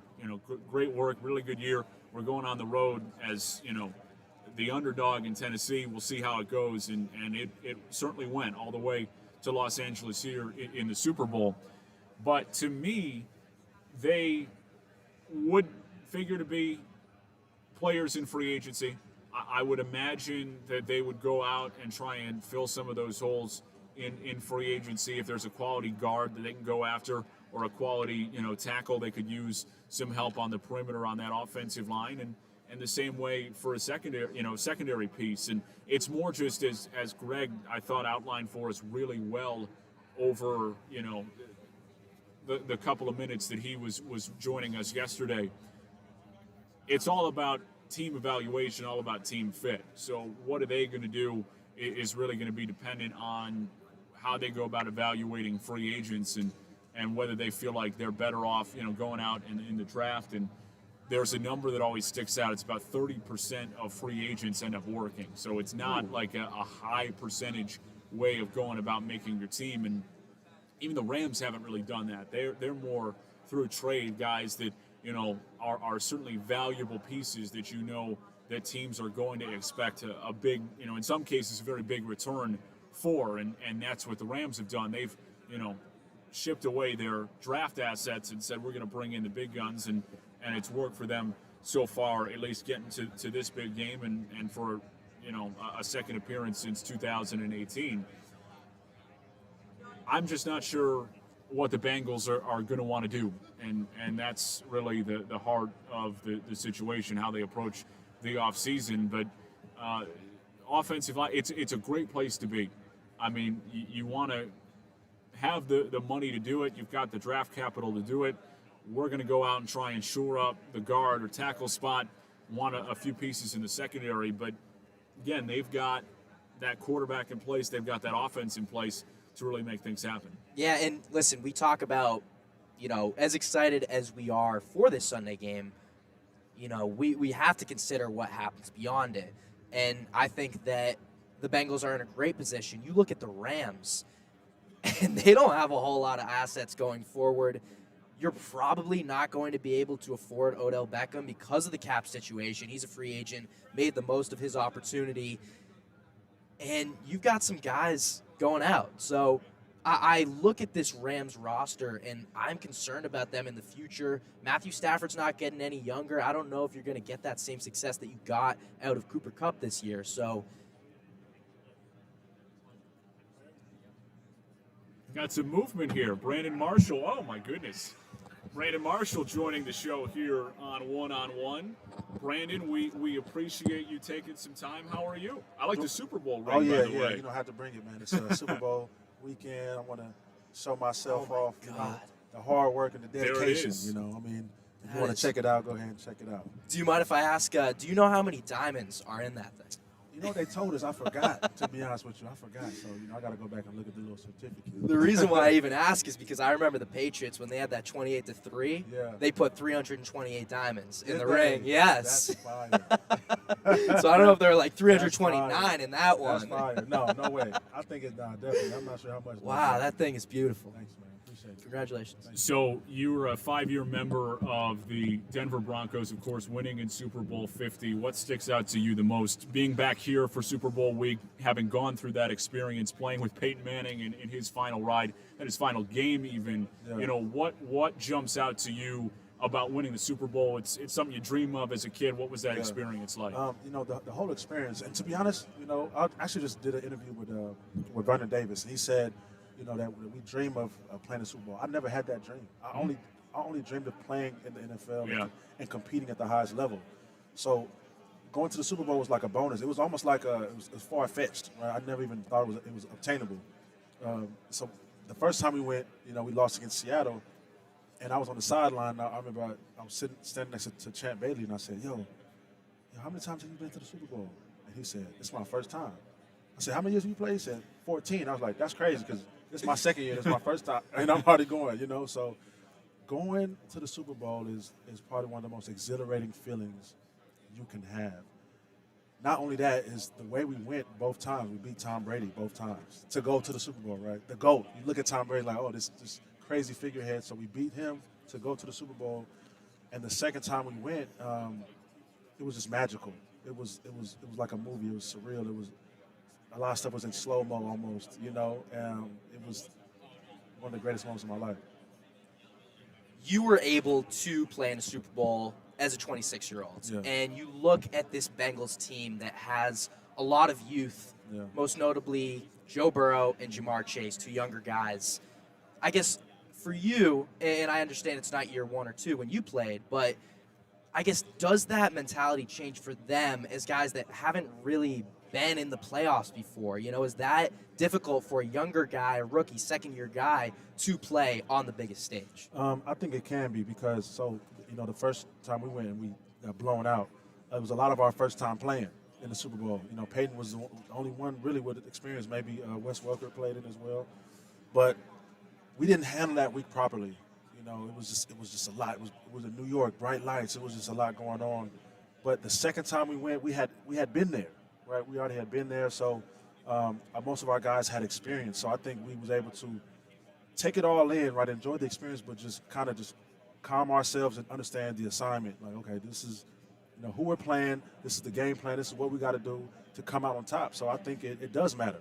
And so it's crazy because all throughout the playoffs, I'm like, well, Bengals don't have experience. Bengals don't have experience. It hasn't mattered, right? But we'll see if it matters on Sunday. I was wondering what you've seen from Cincinnati in particular as a defensive guy. I mean, you're used to going through the meetings, the defensive team, your game planning and trying to attack the weapons that other teams have. And Ja'Marr Chase, as a rookie, a guy who's had almost unprecedented success. I mean, guys don't just walk into the NFL and play the way that he has throughout the duration of this season. Is there a way, in your estimation, that the Rams are going to be able to take him away or at least limit him? Because it seems like Cincinnati is doing an excellent job of, regardless of what opposing defenses are doing, he's getting involved anyway. Yeah, I mean, it's crazy because Joe Burrow got sacked 9 times against the Titans, and they still won the game, right? I think it all starts with the trenches. If the Rams could put pressure, and the Rams front is special, Aaron Donald, Leonard Floyd, Von Miller, if they could really get to Joe Burrow, I think that is the best neutralizer for Ja'Marr Chase. Now, do the Rams have good DBs? Absolutely. You know, Jalen Ramsey is all world. But when you put that pressure on Joe Burrow, and Ja'Marr Chase doesn't have time to necessarily get into his route, I think, you know, because Burrow's on the move, I think that's the best way they can win. Now, Ja'Marr Chase is a great deep threat, right? So, you know, whether you want to do a safety roll, a safety over the top, and cover T. Higgins and Tyler Boyd, you know, one-on-one, or do some type of zone where you got to put somebody over the top of Ja'Marr Chase because he is special. Now, a key player for this Rams team has been Aaron Donald, who they acquired through trade. And this may be a bit of a throwback. Von Miller. Von Miller. Did I speak? Yeah. Von Miller. Yeah, Thank you for Von Miller. correcting me. Former Well, teammate of Brandon Marshall. Right. I'm actually glad I misspoke because the two names, Aaron Donald and Von Miller, remind me when you on Twitter joked about Brandon Marshall. Right. I'm just curious what that was like, kind of hearing your name, not sure if it's your name, his name, and, you know, it happens to this day. Yeah? To this day. to this day. I'm not even playing football right now, and it still happens. You know, I get recognized, right? Or my name gets recognized because he's doing great things in TV. Some people know the distinction, but some people don't. So, you know, I just tried to have fun with it. I remember I was on my couch watching, I think he was playing with the Bears at the time, watching Monday Night Football. Yeah, I've got the article up about you joking on Twitter. I was literally just looking. I was like, okay, I'm going to have fun with this. I had nothing to do, and I was just sitting in it. It was a dark room with a TV, and I just started going crazy on Twitter. And it was the funniest time I've had on Twitter, man. It was great. You know, it happens a lot, but I just kind of laugh it off, to be honest with you. Brandon's actually a great guy. I know him. You know, he's a great guy, special guy. So, you know, it kind of just helps elevate my name, too. So I'm not mad at it. He's successful. Does your experience with the Brandon Marshall connection give you greater respect for what Josh Allen was able to do to Josh Allen this year? Yeah. Yeah, absolutely. He killed Josh Allen, which was like, well, the Jags Josh Allen killed the Buffalo Bills Josh Allen, which was wild. So yeah, you know, those connections, those names, it is funny. There you have it. That is, I like that. So we previewed some of this stuff, and we've been talking Super Bowl. Obviously, a great experience for you to be able to come back and experience this. What has Radio Row been like for you, getting an opportunity to talk to any number of outlets and really outline your experience? I'd imagine it was a lot of fun, you know, walking down memory lane, thinking about the time that you were world champs. Yeah, it's a lot of fun because, you know, just coming out on our suits, right? We had our sweatsuits, the white sweatsuits, and then you had the I forgot what that is called, because you had the podiums. Certain players get on the podium, right? That's what Marshawn Lynch, most famously, said, "I'm not here." I think that's what he said, right? Yeah. I'm just here so I don't get fined. You know, so, man, the Super Bowl is, I'm going to be honest, I miss the game. I miss it wholeheartedly. And being able to reach that pinnacle in sports, which the greatest game, because every other sport, they have a series, okay? The greatest game, the most watched, is the Super Bowl. So being able to relive those memories and those moments, everything comes back. And, you know, it's more of those things. Not necessarily be sad that it's over, but be happy that it happened. Yeah. You know? As a guy that holds that ring, Yeah. what piece of advice would you have, for a player sitting right here on how to approach this game? I would say, and as cliche as it sounds, it's true. You got to treat it like any other game, even though it's not. Okay, the intensity is going to be higher. Your heart's going to be beating faster. I remember I was in good shape, but I feel like the first quarter I was tired. I was really tired, and I don't know why, but probably because all the lights and all the adrenaline, and it was like Super Bowl, Super Bowl, Super Bowl. So try to attack it like it's every other game. Prepare the same, if not more. Don't overthink it, though. You can't overthink it, man. You just got to go out there and play the game. So enjoy all the amenities, enjoy everything that they give you guys, but you got to lock in, man. At night, lock in, look at your playbook, watch film, get your mind right. Guy who had a lot of success at the linebacker position. Is there somebody in the game right now at that spot that really impresses you? Yeah, man, I like Logan Wilson. I think he's a really outstanding player. He's athletic. He's quick, man. He's a ball hawk as well. I think he has really good instincts. Just watching him, I know he came out of Wyoming, and I'm a guy that, first of all, I've watched the NFL draft since I was a kid, not even knowing anybody, right? So I still watch the draft. And so the fact that I knew who Logan Wilson was and where he came out, because I just pay attention that much. So Logan, I think he'll be a spectacular player moving forward in his career, man. He's special. So I think Logan can be an X factor for the Bengals. Wrapping up here with former Broncos linebacker Brandon Marshall. Brandon, I'll get you, out of here on this one. What is next for you? Is there a desire to continue to play? What are the opportunities? What are you looking forward to in the future? I mean, if I could play, I would love to. Last year I had 2 workouts, one with the 49ers and one with the Bears, and my agent was fielding calls from, a few teams last year. Just nobody just brought me in. So except the Niners and the Bears in the springtime, and that's okay. Whatever's for me is for me. So, I'm still trying to figure that out. What my next path is. I do enjoy media. I love radio. I love doing TV. I've been doing the Raiders pregame show in Las Vegas. I truly enjoy that.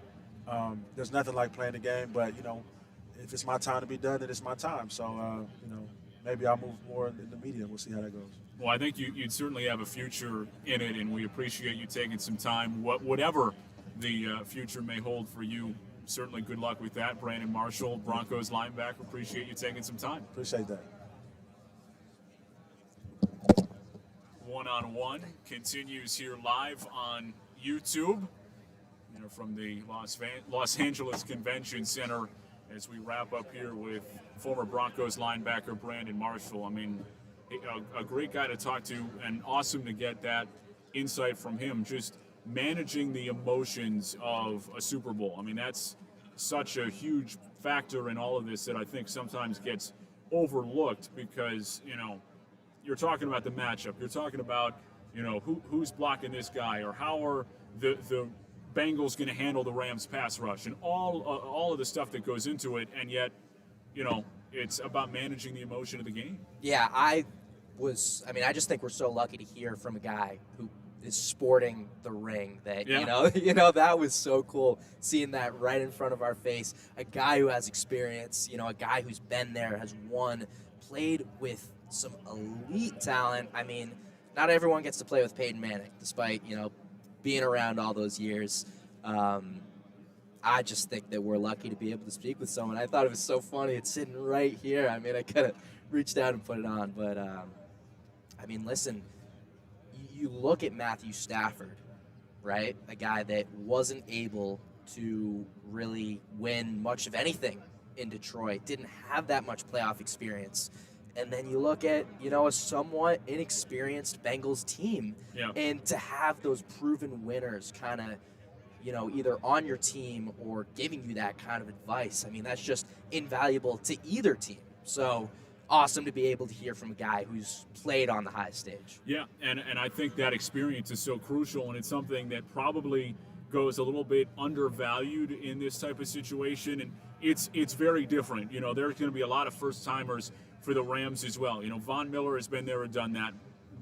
Aaron Donald has been there and done that. Matthew Stafford, perhaps the X factor for the Rams in this game, has not. This is as big a stage as he has ever played on. But for a team and a coach and an organization that has gone through it a couple years ago, who really knows how to go about approaching this week, versus Cincinnati, who is really on the outside looking in that department, although Zach Taylor is somebody who was a part of that Super Bowl run back in 18. Of course, not successful for the Rams, but I think there is an edge there for a more veteran team, and a credit to Cincinnati, who has not been fazed by any of this. You know, they are so young.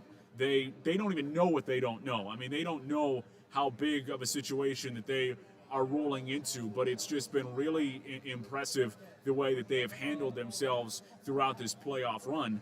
But at the same time, the Super Bowl is a different animal. I mean, everything else, there's a lot of anticipation, there's a lot of building, there's all of that stuff throughout the postseason, but I still don't think that it rises to the level of what teams face just atmosphere-wise in the Super Bowl, and I think that's a big difference. Yeah, and I've talked a lot about Joe Burrow and Jamar Chase being young guys, but someone that has been so electric for this Bengals team, and we haven't really brought it up, is their kicker, Evan McPherson. I mean, he's a rookie. He hasn't missed he's been electric throughout the entire playoffs, and one can only wonder, is he going to be able to keep that hot streak throughout the Super Bowl? I mean, we heard from Brandon about how in New York, how those lights get brighter, and listen, LA is not much of a step down from New York. I mean, yeah, that exists here in Los Angeles too. So I mean, you've been able to depend on your place kicker in Evan McPherson the whole time. Does that persist throughout the actual big game, where it's all, it's a question for me personally, because he's just been electric. Yeah. No, it's been really impressive, just the ice water in the veins collectively, and Joe Burrow at the top of the list, and the way that he has just managed this entire week. I mean, it's really impressive how this whole organization has done that, and it hasn't really fazed them. But as, Brandon was able to mention and give us a great window into, I think that it's still a little bit different, not having been there, experiencing this thing for the first time and trying to, manage what's going on. I think it's a different animal for sure. Absolutely. I mean, that's something that we as fans can only. I mean, I had the conversation yesterday. We're limited in terms of how much we know, how much we can really contribute to, a discussion that should be handled by the pros. And I was shocked to hear, because, a lot of this stuff is, guys like you and me speculating, right? Yeah. But when you hear from a player and he says, you know what, the moment got really big, that is something that, I was so surprised and interested and fascinated to hear, because, those thoughts that you and me have, that exists for a guy who's got a ring too. Yeah, trying to manage the moment, manage the emotion as we continue here on Radio Row from Los Angeles. We'll take a quick break here on One. On the other side, we'll continue our preview of Super Bowl 56 between the Rams and the Bengals, and hit on a little bit of what's going on with Big Blue. Haven't talked a ton about the Giants. Stick with us here on WFUV Sports.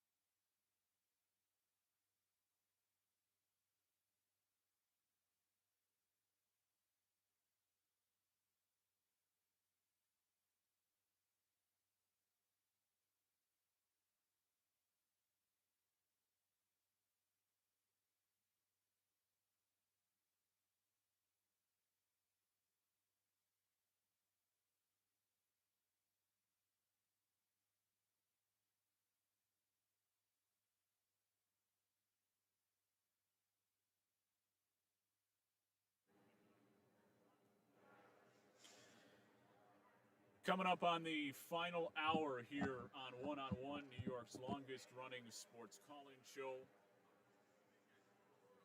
Nick DeLuca, Jack Roche, Mike Messina, Mike Leegan here with you from Radio Row in Los Angeles. Had a Super Bowl 56 between the Rams and the Bengals. Have covered a lot of ground this afternoon with some excellent guests, John Jastremski and Brandon Marshall joining us, and seeing if anyone else will end up stopping by before our day is done here in the final hour.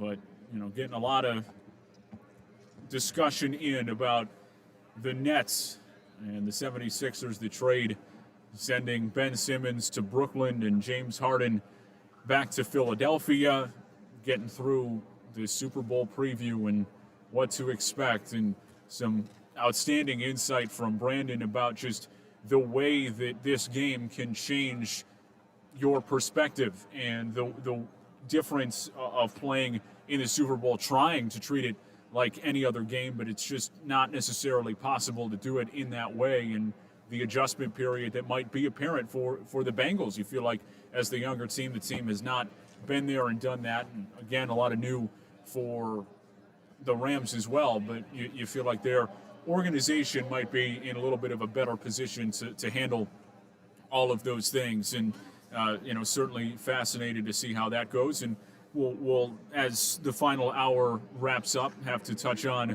the New York Giants situation and the changes that have gone on there, and this new organization and the moves that they have made both in their front office and getting things going with this entire organization. And it'll be interesting to see how they are able to manage this new and this fresh look with this organization, and Brian Daboll, and how they handle Daniel Jones, and what the future is for him as their quarterback. Yeah, I mean, listen, I'm not the biggest Giants fan in the world, and for good reasons. They broke my heart twice. But I am fascinated to see what goes on with Daniel Jones, because you took him. I mean, Nick, I remember the two of us talking when you draft him 6th overall. You got the 6th pick and the 17th pick. And to be quite honest, you probably could have gotten him with that 17th pick. But to quote the guy sitting right across from me, when your guy's on the board, you don't take any chances. You got to get your guy. And if he was what we expected him to be, we wouldn't be having this conversation. But here we are in year 4, right? Year 4? And we haven't... Year 3, going into year 4. Yeah. And we haven't really seen much. We've seen what he can do with his feet, because he's an athlete, right? But this Giants, I mean, they've done everything they can to screw this guy up, They said that. They said those exact words, Those aren't even my words. So, I mean, Daboll has been incredible. What he's done with Josh Allen, and to be quite honest, I don't expect Jones to be the guy that Allen is. I mean, that would be a shock. But I think that they do have some similar strengths. Yeah, I don't think that's absurd. They do have an ability to move. They've got, some of those things. Certainly Josh Allen is a much better athlete at his core than is Daniel Jones, but I don't think Daniel Jones gets enough credit for the kind of athlete that he is either. I think he is a better athlete than people want to give him credit for, and is able to make some of those off-schedule plays that teams covet and talk about all the time. And it is a frequent topic of conversation with, Patrick Mahomes and Lamar Jackson and Justin Herbert and Joe Burrow, those guys who are able to do those things and the talent that they possess. And he's got that capability, I think. I'm not sure that the arm strength is quite to that degree that we were talking about with some of these other guys. And he's got to be able to come in and learn offenses better, too. I think that he has been beat up a lot because of some subpar offensive line play. But I also think that at times it can be on the quarterback when that stuff happens, and he's got to be smarter in decision-making. I think that's a place where he certainly can improve, and that shows up a lot. And he was able to clean up the turnovers much more so this year, but not able to get the offense humming to where they were really looking for it to be in middle of the pack versus. And JJ brought up a great point when he joined us to kick off the show today. It was really a great window into how much he meant to their offense when he was gone, because they were historically bad. I mean, they were really, really, really bad on offense to the point where they were QB sneaking from their 1 yard line, on third down, whatever it was, because they had no confidence. And the other guys are really, really bad, but it just shows you that without Daniel Jones, even that offense was really in a difficult spot. But that to me is the issue. Can he stay healthy? Can he make the good decisions? Can he do those types of things that can elevate those that are around him? And he hasn't necessarily proven that yet.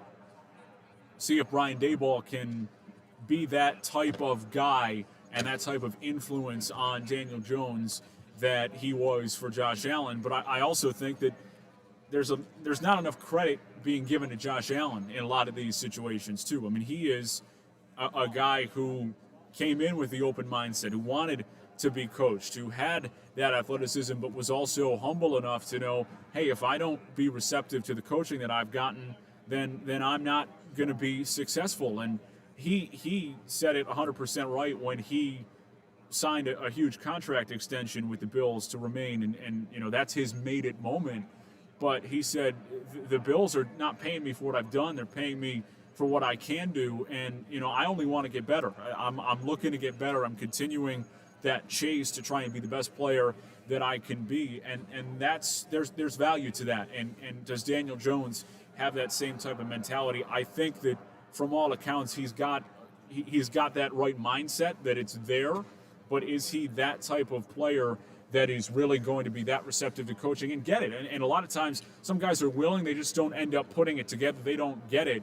And can Daniel Jones be that type of guy is something to me that remains to be seen. But, I think he is coachable. I think he's going to be, somebody who's willing to work with Brian Daboll. But, Josh Allen, to me, deserves a lot of the credit, too, for his work over the offseason, trying to invest and get better, and his work with Jordan Palmer, on mechanics and things. That's made a world of difference. And can Daniel Jones take that same type of initiative when you feel confident that he's getting the right coaching and the right voices are in his ear? Yeah, and in that regard, what concerns me is this past offseason, you bring in Kenny Golladay and you draft Kadarius Toney. Neither of those guys caught a touchdown this year. Yeah. Then you bring in Daboll, right? And you bring him in for one reason. And that's, they've got a bunch of issues on this team, but I think the main reason you bring him in is to see what you've got in Daniel Jones. Right. And I'm sure that the number one thing that they need to beef up this year, just like the Bengals, is their offensive line. Because you've got some skill players that are exciting and are guys that you should be trying to, Kenny Golladay was a guy in Detroit, and the Giants weren't the only team on him. And he got a big contract, right? Yeah. So if this year it doesn't pan out, I think the Daniel Jones experiment is over. I don't know if it's over. They have to hold on to him this year. Absolutely. Because you're not going to – you can't really get rid of a first-round draft pick before the first 4 years. I mean, that's generally the way it works. Dwayne Haskins was the exception to that, and an utter failure in Washington because of a lot of stuff that was off the field. But if you have any hope for your quarterback, you're not going to get rid of him before year 4. You won't do that just because the money doesn't make sense. You're losing a ton to, even if you want to put him on the bench as a backup, it's worth it to you from a salary cap perspective. But, it depends. I think that your point is well taken for me, that it could be the end of the line if things go poorly. I don't expect them to go poorly. I would imagine that the Giants are going to be in a similar situation, perhaps with a clearer answer because it's been another year of that. But they're going to be in a spot where we think Daniel Jones is okay. He can do some things, but we are left wanting about a guy who's a top-flight quarterback who can help us compete for the championships that we want to be chasing as that type of organization, that would be my expectation. I would imagine that you're going to get more of the same from Daniel Jones. He's going to be, his strengths are going to be highlighted. Brian Dable is going to come in and do the job that he needs to do as somebody who had a ton of success in Buffalo, and I think is a really great coach in this league, and the work that he's done with quarterbacks is not to be undervalued, but at the same time, it's a lot of it is on the quarterback and their ability to be successful, and I'm just not 100% sold on Daniel Jones being that top flight guy. I think he is somebody who is comparable to an Alex Smith. I mean, he's got some of that mobility. He can make some of the plays, and as he matures, the decision making has gotten better. But he's not going to give you that top flight upside, and there's going to be a lot of variability. He's one of those guys that probably you'd love to have as a backup quarterback, and if you have him as your starter, you are wondering where that leaves you in terms of the ability to compete. You feel like you'd have to have the perfect roster around him to be able to compete for a championship, and that's what he's shown. My estimation is that's what he's going to continue to show. I have not seen much to suggest otherwise. I think Dable is going to get what he can out of him, but I'm not positive that that's going to be enough. Yeah, what I think is that if you walk away from year 4 saying that he improved, that's a disaster. Because just yesterday we're talking about how you need a star quarterback to win in this league. And you mentioned Alex Smith. Well, let's talk about the trajectory of the Chiefs. They were a good team for a long time. Yeah. But you bring in Patrick Mahomes and they're champions. Now, it's a little bit different because of the injury to, Alex Smith and just other factors, but you can't just have him improve by year 4. You can't just have him get a little bit better. You need to walk away from this season confident in him being your quarterback of the future. And if not, I think it's time to move on, not shipping him out of town. You talked about, the financial aspect to all of this, because I think he could be a good backup. Well, after next year, they can. I mean, after this year, they're going to have to make a decision about a fifth-year option and then go from there. But, then they can make that estimation after the year. But listen, yesterday we heard from Mr. Cassell that you can't call a guy after year 1 a bust. But can you call it after 4 years? I don't know. It's a tough situation here, and again, you never know who's ever going to show up here on Radio Row. Michael Montgomery joining us here on Radio Row, WFUV Sports. We get our guests to pop in, and we appreciate you taking some time. How are you? How's the experience been? Man, great. I saw how quick you picked that up, man. You're a professional, man. I came up, you heard from the distance, Michael Montgomery. I was like, whoa, man, this guy's good. No, man, I'm doing great, man. Just blessed to be here, blessed in this atmosphere. I'm so excited about this game, I'm an old-fashioned defensive guy. I played Green Bay with Aaron Rodgers, 2005, 2010, A.J. Hawk with Pat Tillman's show. And I'm just excited, man. I love the thrill of competition, and it's going to be an awesome game. So I'm just excited to be here. Yesterday, we see the NFL honors, Aaron Rodgers, MVP. You played in Green Bay for a while. Reactions to that award? Were you surprised? I was actually surprised. I thought Tom Brady, being the passing yards leader, I thought, they were probably going to give it to him as a gift that's going out, but it's well deserved, well earned. Aaron Rodgers put them in a great position. Unfortunately, he lost. They lost against the 49ers, but well deserved. Just hope they can put it together and make a Super Bowl push next year.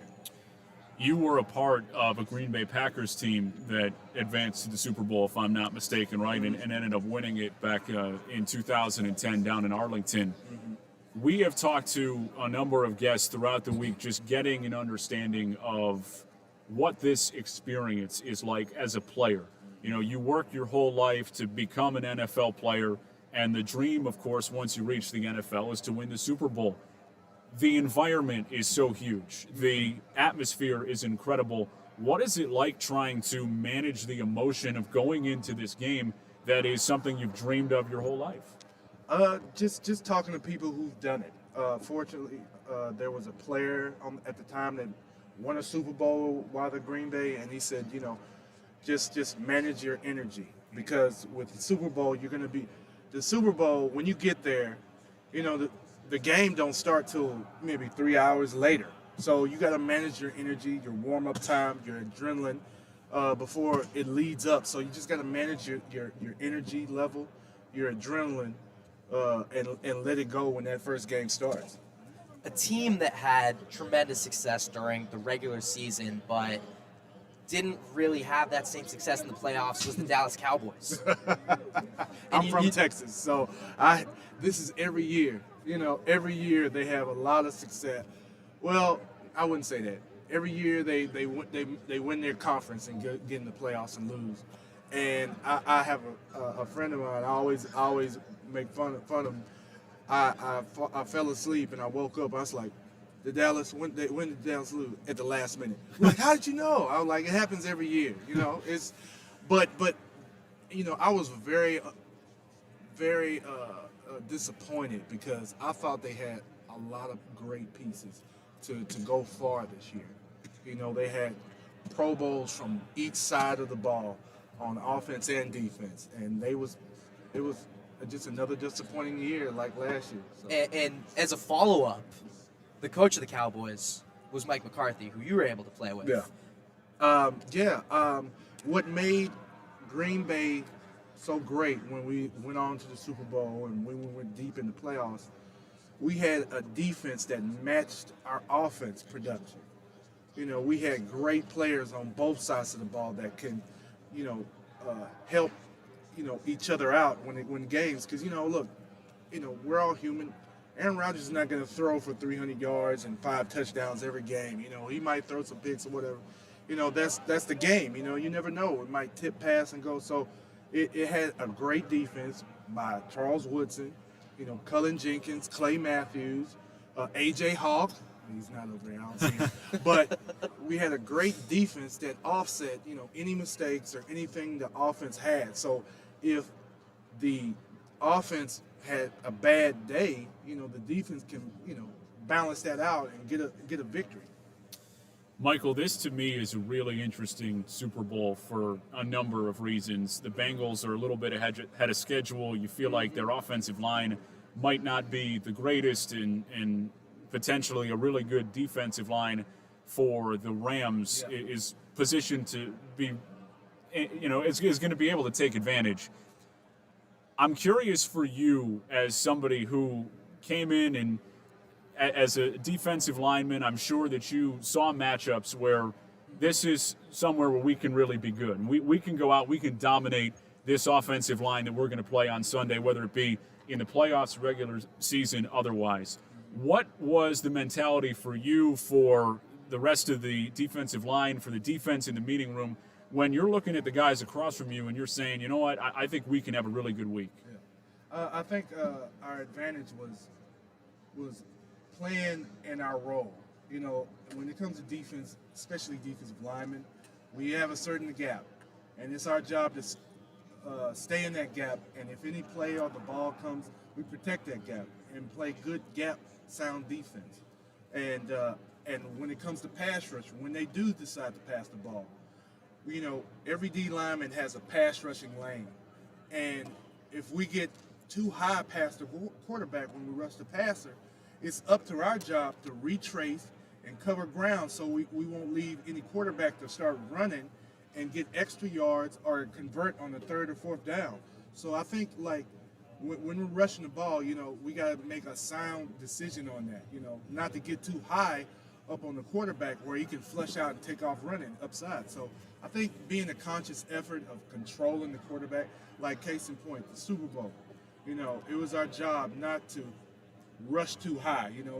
Obviously we want to get a sack in the Super Bowl. We're playing against Ben, but in the game plan, his job and where he did a lot of damage was getting out the pocket, getting extra yards, getting the first down. So we condensed the pocket and controlled pass rush to condense the quarterback so he won't get any leakage and force him to throw the ball in the pocket or under duress. I love the analysis you give. Kind of, I wish I had a clipboard so we could do X's and O's. Yeah, I had it. Hey, I swear I should have been a coach. I swear I should have been. Not coach. too late, right? Yeah, you're right. It's not too late. I need to go back. I'm so passionate about football and the competition and how it develops character. You know, when you're young, like I always say, football is the ultimate common denominator of character, regardless if you're black, white, Latino, any race, regardless of your religion, regardless of who you vote for, Biden or Trump. If you're on a football team, we're riding with you, and we're going to play together to win the game. And that's the one thing I loved about football. You clearly have a wealth of knowledge and passion for the game. Is there a matchup come Sunday that you're looking forward to seeing between two guys, between two positions, you know, that we can expect to be a good one? I'm excited to see the Rams defensive line versus the Bengals O-line. That's what I've been talking about the whole time. Von Miller, Floyd, Aaron Donald. I'm just excited to see how hard and how fast people don't know. I had to just research when Aaron Donald. Did people knew he ran a 4.6 in the combine? I didn't. The dude was a freak. He's like 6'1", 6'2", running a 4.6 and bench pressing 225 30 times, 35 times. This dude is fast and strong. So, and Von Miller, you know, winning the Super Bowl MVP. So I'm just excited to see how fast and how hard the defensive line is going to play against the Bengals. And case in point, I think for me personally, I think it's going to be a close game until late third quarter. And then that's when you're going to see the Rams pull away. But they got to play hard until the finish, because we seen from last 2 weeks how the Bengals play hard the whole game from Kansas City baffled. So they got to play full 60 minutes to win this game. In the same vein of what makes these two teams so successful, and for the Rams, it's on the defensive line and that matchup that you feel like you can take advantage of in that defensive meeting room. Is there something that made you as a defensive lineman really uncomfortable, that teams knew that maybe we were outgunned a little bit up front, so we'll try this, and that was something that was able to be effective in mitigating some of that pass rush, whether it be, you know, zone run, some play action stuff, and those types of things that would really mitigate the effectiveness? A lot of people are saying run right at Aaron Donald, make him, you know, try and wear him down over the course of the game. Yeah, I mean, there's always an alternative. When you watch tape, you got to watch how a defensive line attack takes on blocks. Some guys take on blocks more firm and hands and press and pull the gap. Some guys shoot the gap and play the ball. So when it comes to defensive line and also studying running against the defensive line, you got to know where their strengths are. Case in point, you know, Von Miller, fast. You know, he's coming off the ball, especially if it's a pass down. You know, I would run a screen or run a play action pass right up under that B gap where he's rushing, him and Aaron Donald. But Aaron Donald is smart. He's smart. I don't know. I can have to credit to Coach Henderson. You know, a guy I played with in the UFL. He's his D-line coach, and he just taught him how to read, run, and pass. But you know, when you're taking on the blocks, you got to really understand how a defensive lineman play. You know, because you know, they can lead. Rushing up the field will get you trapped and get you gashed when you're playing run defense. So it's very, very cautious to stay on line of scrimmage and play run to pass. I'm curious how much you see experience being a factor in this game. You've got a Bengals team, a lot of inexperienced players, and then, you know, for Los Angeles, Matthew Stafford, been in the league for a long time, but, you know, before LA, hadn't won a playoff game, but then you got Von Miller. So, you know, just how much do you see this being a factor in the game? Well, I see it for a factor for the veterans. I mean, especially for the Rams. The Rams been there and lost, and I'm sure they got a bad taste in their mouth. Especially Aaron Donald been going on the media tour talking about how tough it was for that loss, and he felt like he could have did more, and he wasn't as productive as he should have been. But to see that, I think it's going to play a part. But I know for a fact the Bengals are going to come ready to play, and you can't underestimate that offense and that dynamic defense, that causes turnovers. So the Rams got to play an airtight offensive game and limit turnovers, because we know how explosive that offense is with Joe Burrow, Chase, Higgins, and we know, and Joe Mixon. Joe Mixon. So Pro Bowl. So we know how explosive that offense is. So, we just Rams need to limit turnovers. The special teams need to hold their ground and give their offense and defense plenty of room to work with. Talking to former Packers defensive lineman Michael Montgomery. And so we'll wrap up here with you shortly. Don't want to take too much of your time. Really appreciate you hanging out with us here. I can't let you leave before we ask you about where you think Aaron Rodgers is going to be. I was waiting to hear it. We cannot let you leave. Yeah, I was waiting to hear it. Before where is Aaron Rodgers going to go? I just got to, he is. as somebody's going to play. I got he it. got me.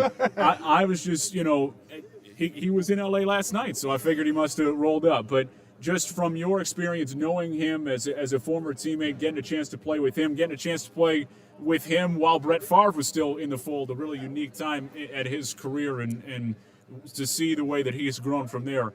But just your whole take on what has gone on over the last couple of years with the Packers and where you see him going. Well, I just won't believe he'll leave until it actually happens. Aaron Rodgers, the type of personality he is, he's a California guy, but he also loves his privacy. If he goes anywhere team, his privacy is going to be very limited if he goes to these big city market teams. He's a guy who really loves, come and go in the spotlight if he wants to. And the Green Bay Packers and the organization, it's just too good for him to leave the way the town and the city and the offense and how he can, and the receivers and the offensive players he has. It's just way too good of him to leave. I don't never see him leaving. And with the team, I could concur. There was a lot of guys that should have kept on the defensive side of the ball and the offensive side of the ball that made our team better, but they let him go. Case in point, Julius Peppers, Charles Woodson. You shouldn't have retired a Raider. You should have been Green Bay. And that's how, where, priorities took the choice, where they catered to the offense more than the defense. And that's what Aaron Rodgers saying, we need to keep the veteran players here so we can have a better shot competing in the playoffs. So, but I won't dare believe he'll leave Green Bay. Michael Montgomery with the verdict. Aaron Rodgers, you heard it here first, is staying in Green Bay, and will be there with Matt LaFleur and company coming up next season. Michael, we really appreciate the time. No, hey, the pleasure's mine. Also, hey, everybody listening, I have a podcast, Undefeated with Michael Montgomery, where I talk to a lot of players, sports and entertainment podcast, talk to athletes, entertainers about how they created wealth, created healthy relationships, and overcoming adversity. And where can we listen to that? We can listen to that on YouTube, and we can listen to that on Apple. That's awesome. Be sure to check that out for those of you listening at home, and we certainly will too. Appreciate you taking some time. Thank you so much. It's my honor. That's former Packers defensive lineman Michael Montgomery joining us live here on YouTube, one-on-one here from the Los Angeles Convention Center. Some great insights about all these things, Green Bay Packers in the Super Bowl, letting us know that Aaron Rodgers is going to be sticking around in Green Bay, and we'll see what ends up happening, but some great insights there, and also just on the run to the Super Bowl, the way that these things unfold, and just trying to manage, again, as we've alluded to throughout the last hour of this show, just the emotion of what goes on, and trying to be able to stick with it, and all of the things that are made bigger by the Super Bowl atmosphere here in Los Angeles and just in general. And we are joined by another former NFLer, guy out of the defensive lineman class of the Ohio State University there, Jimmie Bell. Really appreciate you taking some time to chat with us here. No doubt. How are you today? Man, I'm incredible. I'm having a good day today, man. I finally got a little bit of rest last night, so I got up early, flew in, jet lag, events all yesterday, speaking engagements. So I stayed in. I was a good boy. I stayed in last night preparing for the day, so y'all can see it's like I got juice in me, baby. So now you get to hang out a little bit. That's Come on, good. with the Fordham boys. Did you have the opportunity to attend the NFL honors last night? No, and I didn't. I'm not that big of a guy. I'm the big guy, not in the big guy. Yeah. You know what I'm saying? In the big guy realm. They would have stiff-armed me. They would have Derrick Henry'd me at the door. You know what I'm saying? I would have liked your odds on the other end of a stiff arm. I think you would have been all right. You would have can we videotape this? Jimmy's on his way in. Yeah, I don't think there's much stopping Jimmie Bell when he wants to go somewhere. I guess that's just what I see. But Incredible. You played at the Ohio State The University, Ohio State Vernon. Thank you. You said it correctly. Smart guy. and I want to know Uh-oh. about Jacksonville. Urban Meyer. I'm just curious about that whole situation. What are you doing to me? You can say no comment. And but- check it out. No, I'm past the no comment guy. This is the funny thing. I do Fox and ABC analyst in Columbus, and I suck at local commentary because if you could imagine, being a Buckeye is kind of different than everything. All Buckeyes are yes men. yeah. And I'm like, man, get the hell out of here. I'm the honest dude. You know what I'm saying? I knew that was going to be a disaster going in, to be honest with you. I called it. It's documented. I feel good patting myself on the back in Urban's demise. Not that I have any problem with Urban. It's just part of the college, part of the professional game is the locker room, right?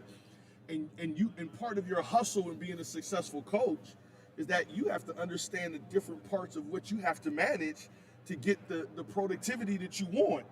Well, Herb is the epitome of a micromanager, right? Like, are you talking conservative, white American micromanager, right? Totally successful. Everything has gone Urban's way.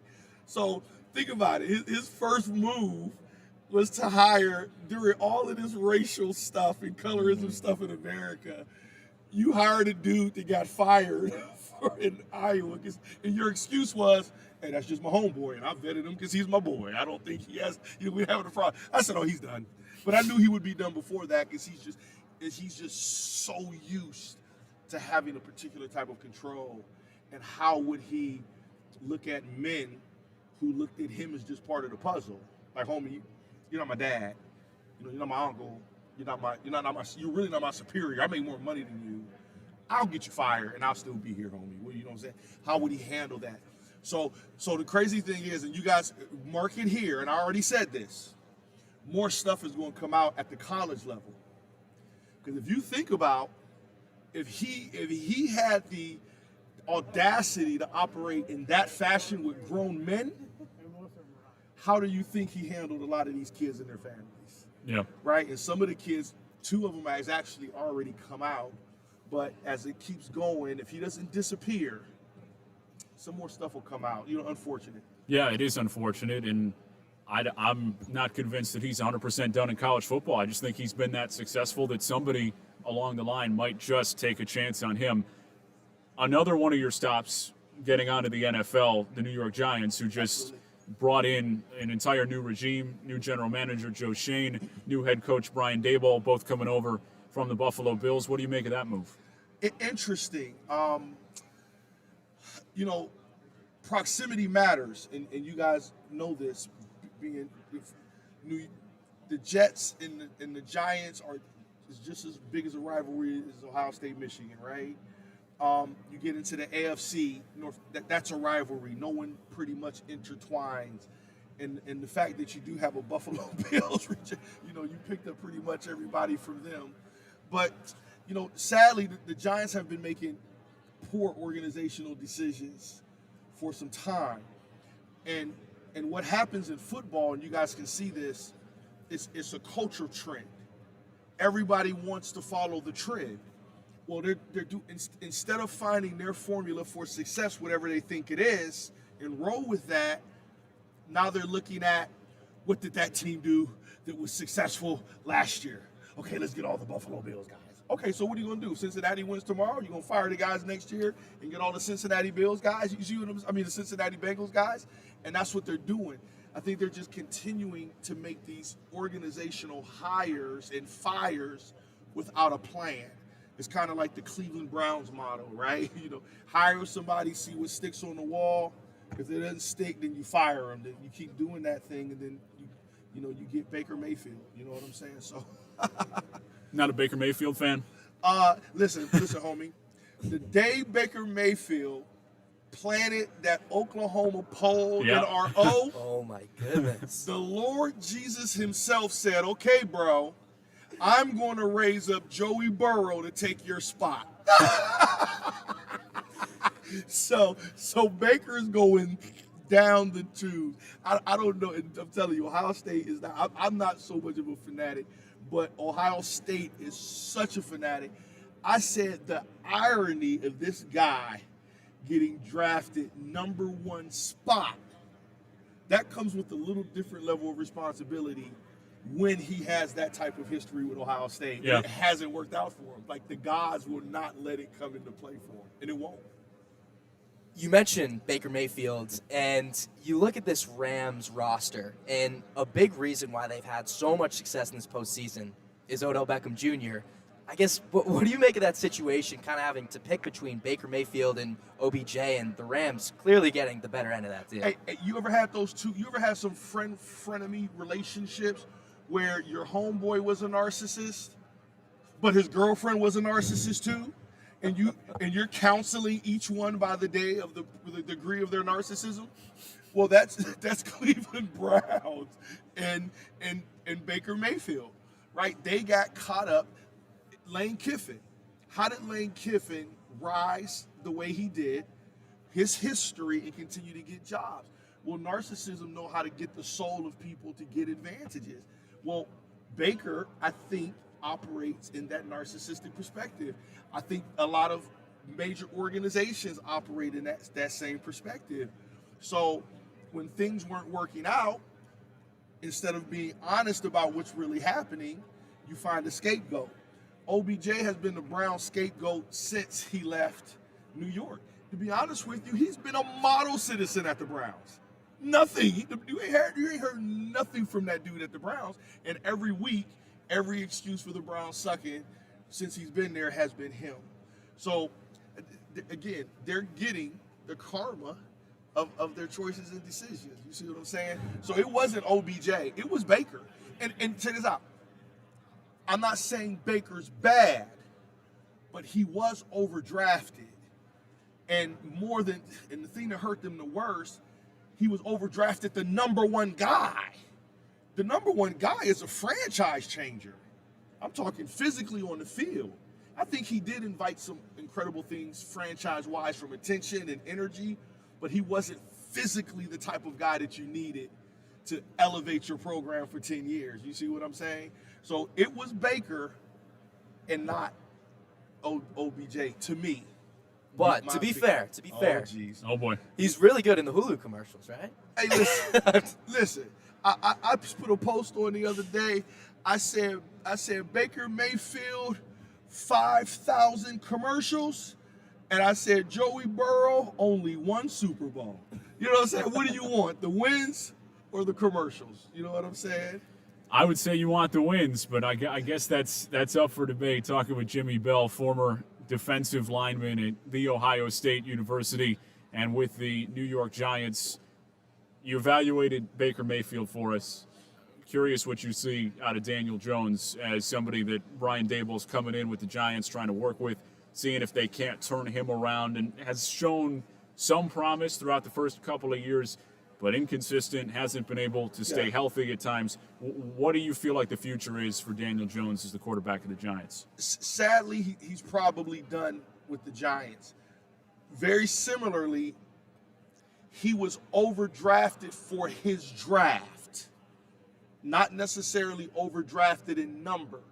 Sometimes you just have to be honest about these teams think they're smarter than what the numbers say. They should have took Dwayne Haskins, right? If they had took Dwayne Haskins, then if Dwayne wouldn't have worked out, they could have just cut ties a little faster because he was the appropriate guy to grab. But since you freaking overdrafted, I'm not saying the kid isn't talented. Russell Wilson should have been a first-round draft pick, and he was the second rounder.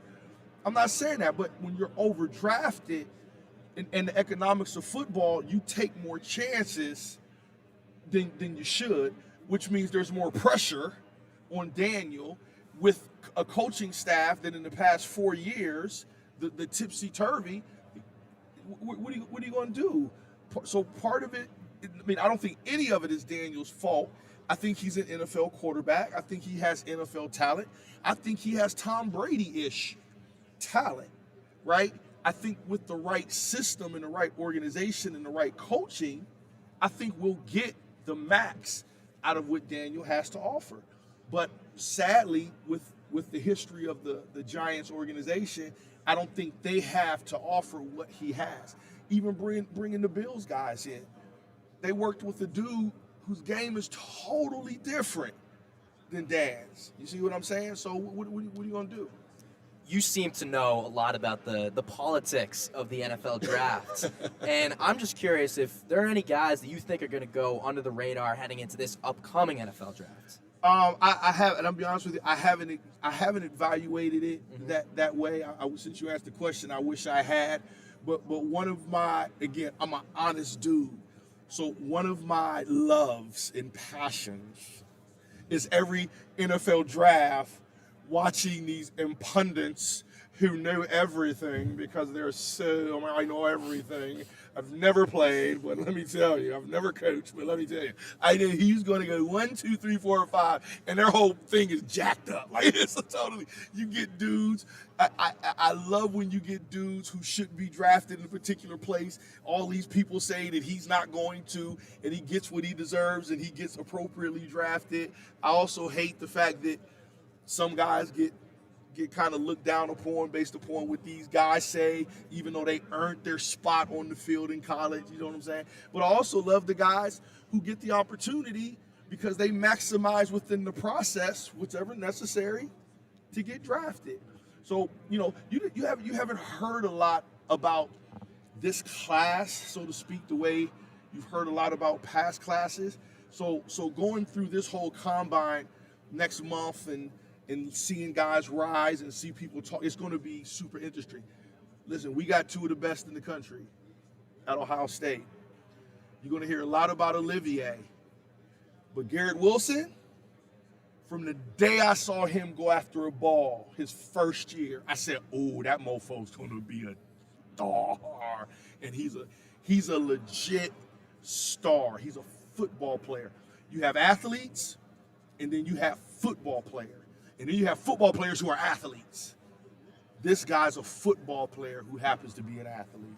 Mark my words. Jimmy, do you have a favorite Ohio State player in the NFL right now? Oh, Lord, that's another good question. Jeez. Jeez. Okay, let me say this. I have a favorite Ohio guy. Can I do that? Sure. Okay, cool. Because us Ohio State fans have been whack. They're trying to claim Joey Burrow. I say, you can't claim Joey. Yeah. He's a Tiger. We had our chance to choose, and we chose Dwayne. Yeah. And who said at 6'6", 320, I'm fat now, so back then I was probably 300, I said Joey should start. Who was the guy? I'm raising my hand for you guys in Florida who can't see me. I called it. I said, Urban is playing the worst poker game of his career, and it's going to come back to bite him. So I am officially a Joey Burrow fan. People ask me who's going to win. Joey Burrow. Who are you rooting for, the Rams or the Bengals? Joey Burrow. Right? I care less about the teams. I'm rooting for Joey. So if you gave a different answer, I had the picture of Burrow with his Ohio State jersey. I was ready. And kind of following up on that, you know, it seems like you followed the program for a while, you know, as a former player. Are you surprised at the success that he's had in year two? Yes. A lot of people were saying they saw his swag. And listen, man, listen, I watched Vince Young play in college. What in the world? Like, get the hell out of here. I watched Michael Vick play, right? There's some other guys that you watch fling the ball, and you're like, man, them dudes get to college because their physical prowess. Joey wasn't that. Like, no one knew. Come on, bro. Not in 2 years. Get the heck out of here. No, if they say they knew, did he have the formula as far as attitude, the pedigree? He's a coach's kid, which most people don't know. So, yeah, he's a southeastern, which is Appalachia-ish dude. But he grew up in football's his thing. Like, he grew up in football. His dad was a coach at OU. He's Division I program. He's a coach's kid. So he understands the necessity of wanting to be here, wanting to be the best. Well, you still have to play that out. He does have the physical talents to be here, but you still he's not so extraordinarily physically talented that he didn't have to work his butt off like Michael Vick. He was so talented, at some point, he didn't have to work on it, which he talks about terminated his part of his career, right? So no, I didn't think this. Not to mention the Bengals is historically known as one of the worst organizations on earth. For sure. Like no one wants to go there, bro. Like if you interview if any one of our agents hit us up and said Bengals, we'd be cussing on your program, and you probably guys would be off the air. You know what I'm saying? We'd be off the air. Jimmie, what's next for you this week? I have some other events. I'm here with an organization called Pro Speak. I'm a motivational speaker and a life coach. I've been for really since I got in the league, and I work with Pro Speak. I also work with Chris Broussard in your diagonal. He's normally over there. One half of the Odd Couple with Rod Parker. Have an organization called King Movement. Just men of God, men of Christ coming together to do some dynamic things in the community. So, big dog, I've been having events. Like I said, I chose not to go out last night. I missed stuff, NFL stuff, because as soon as I got off the plane, I'm on my game, motivating. I said I need to get some sleep. So the same thing. When we get out of here, we have some other events to do for some young adults later on. So, Jimmie, it was a pleasure. Really appreciate you taking some time to join us. No doubt. Hey, check it out, guys. If you guys don't know, these two dudes have some of the best hair in broadcasting. Three guys, excuse me. I'm bald now. I used to have some sexy stuff back in the day. They used to call me Haji because my hair was so slick. You know what I'm saying? They thought I was Middle Eastern. But these three dudes, they need some contracts with some shampoo Suave and then some old moisturizing. I don't know. Whatever holds that stuff together, get these guys some contracts. That's the best compliment I've got all week. Listen, big dog, I'll be your freaking agent. I'm that secure. Give me my 3%. You're a good motivational speaker, that's for sure. Give me my 3%, baby. There you have it. Well, we'll have to call people up on that contract. But Jimmie, we appreciate the time. Thank you so much for being here, and good luck the rest of the week. No doubt. Thank you, guys. God bless you. Thank you for having me. Thank you. Guys you. were incredible, no doubt. That's former NFL defensive lineman, spent the time with the Giants as well as with The Ohio State University. Jimmie Bell, always an incredibly animated customer, a really interesting conversation, getting us all things Ohio and otherwise there. And, you know, Jimmie's got some energy to him. We appreciate him coming on as we close out here in our final 15 minutes or so here on a Friday from Radio Row, and you know, Jimmie's got a lot to offer. That was for sure. Listen, yesterday I said that my favorite interview was Juliana Pena, you know, and that was our last interview. I had a lot of fun, got to ask questions that, you know, typically are, you know, not in my wheelhouse, but man, that was one of the most memorable interviews I've ever. That was incredible. Got some great insight on the NFL world, the politics of the draft, the politics of coaching. I mean, and then the compliment, of course. What gets better than that? I know. That's for sure. There's not much better than any of that stuff. And he was, you know, it's interesting to hear some of his perspective. And, you know, I don't want to go back on what Jimmie had to say for us here, but I think there was a little Ohio State bias creeping through. You know, in terms of Joe Burrow and the Giants should have taken Dwayne Haskins. I mean, those are some interesting opinions to offer there, and that I'm seeing an Ohio State bias for sure. But to his point, I thought that was so interesting that it's not overdraft the player, but like in the sense that it's easier to cut ties based on, because we talked about Daniel Jones being taken 6th overall. You probably could have got him at 17. It makes it that much worse when you pick him so much higher than his projected slot and it doesn't work out. Right. Whereas, I mean, we were talking about Dwayne Haskins potentially being the number 1 guy.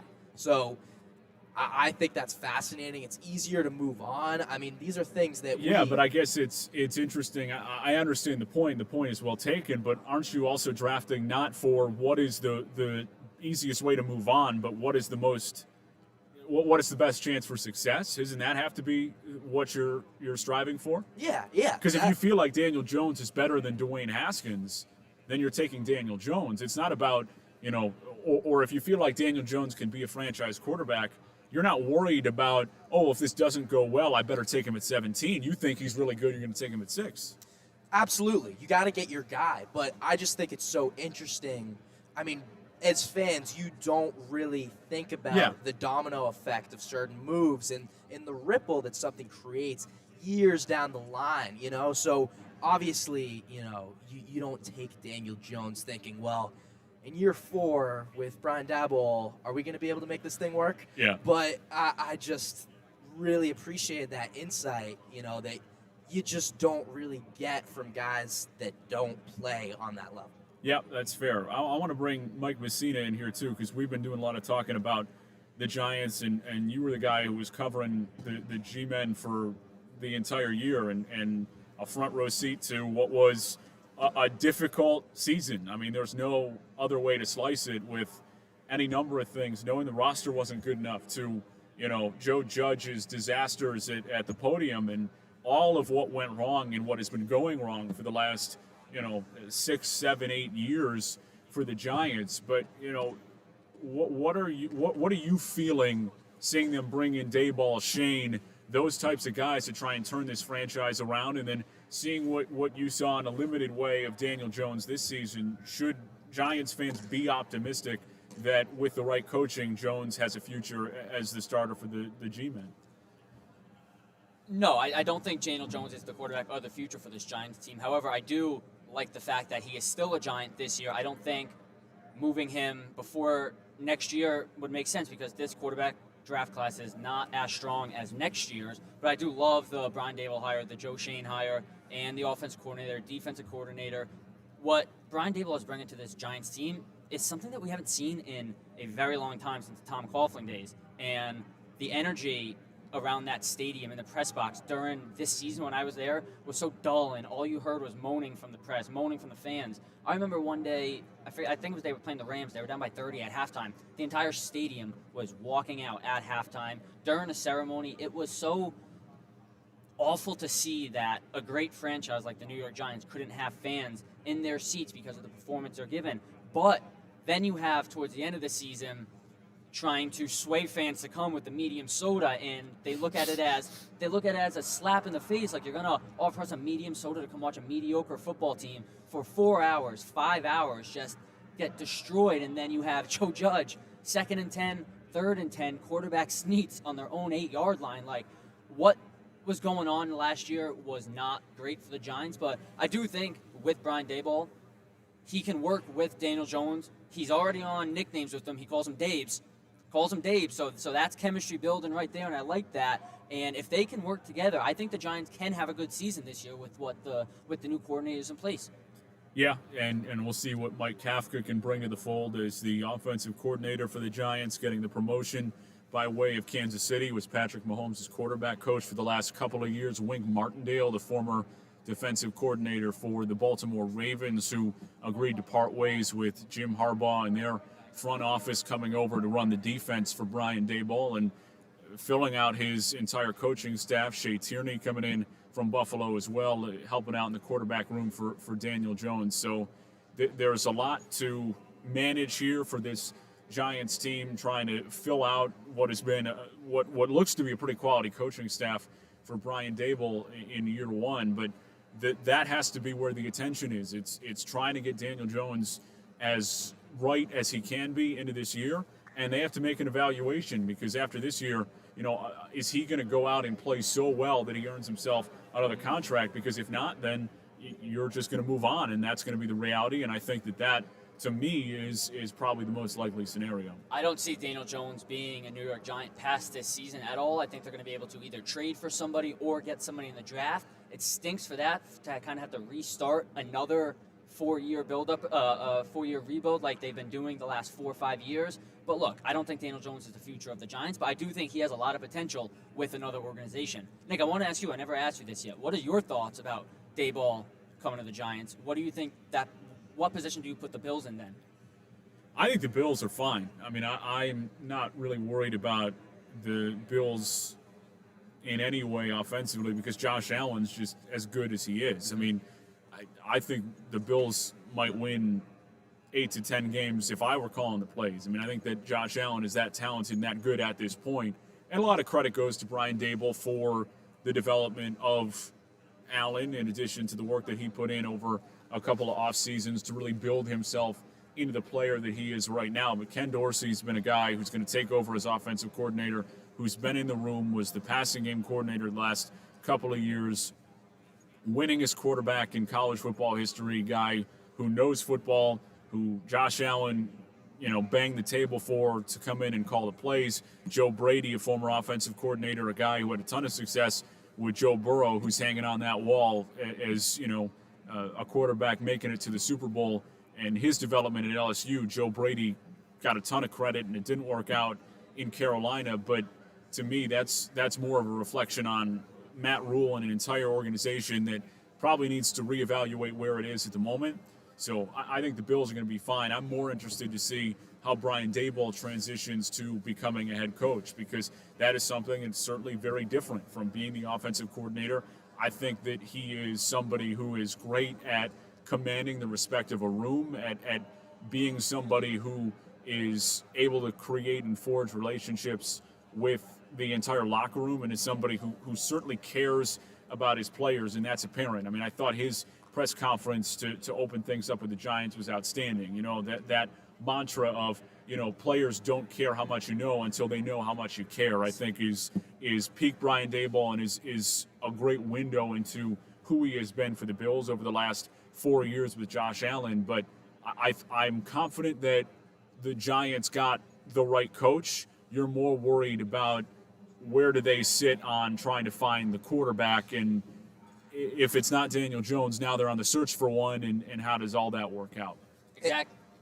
What I just want to chime in on here is, let's say it doesn't work out this season, right? Let's say that Daniel Jones doesn't make that progress that we really need him to, exhibit. Yeah.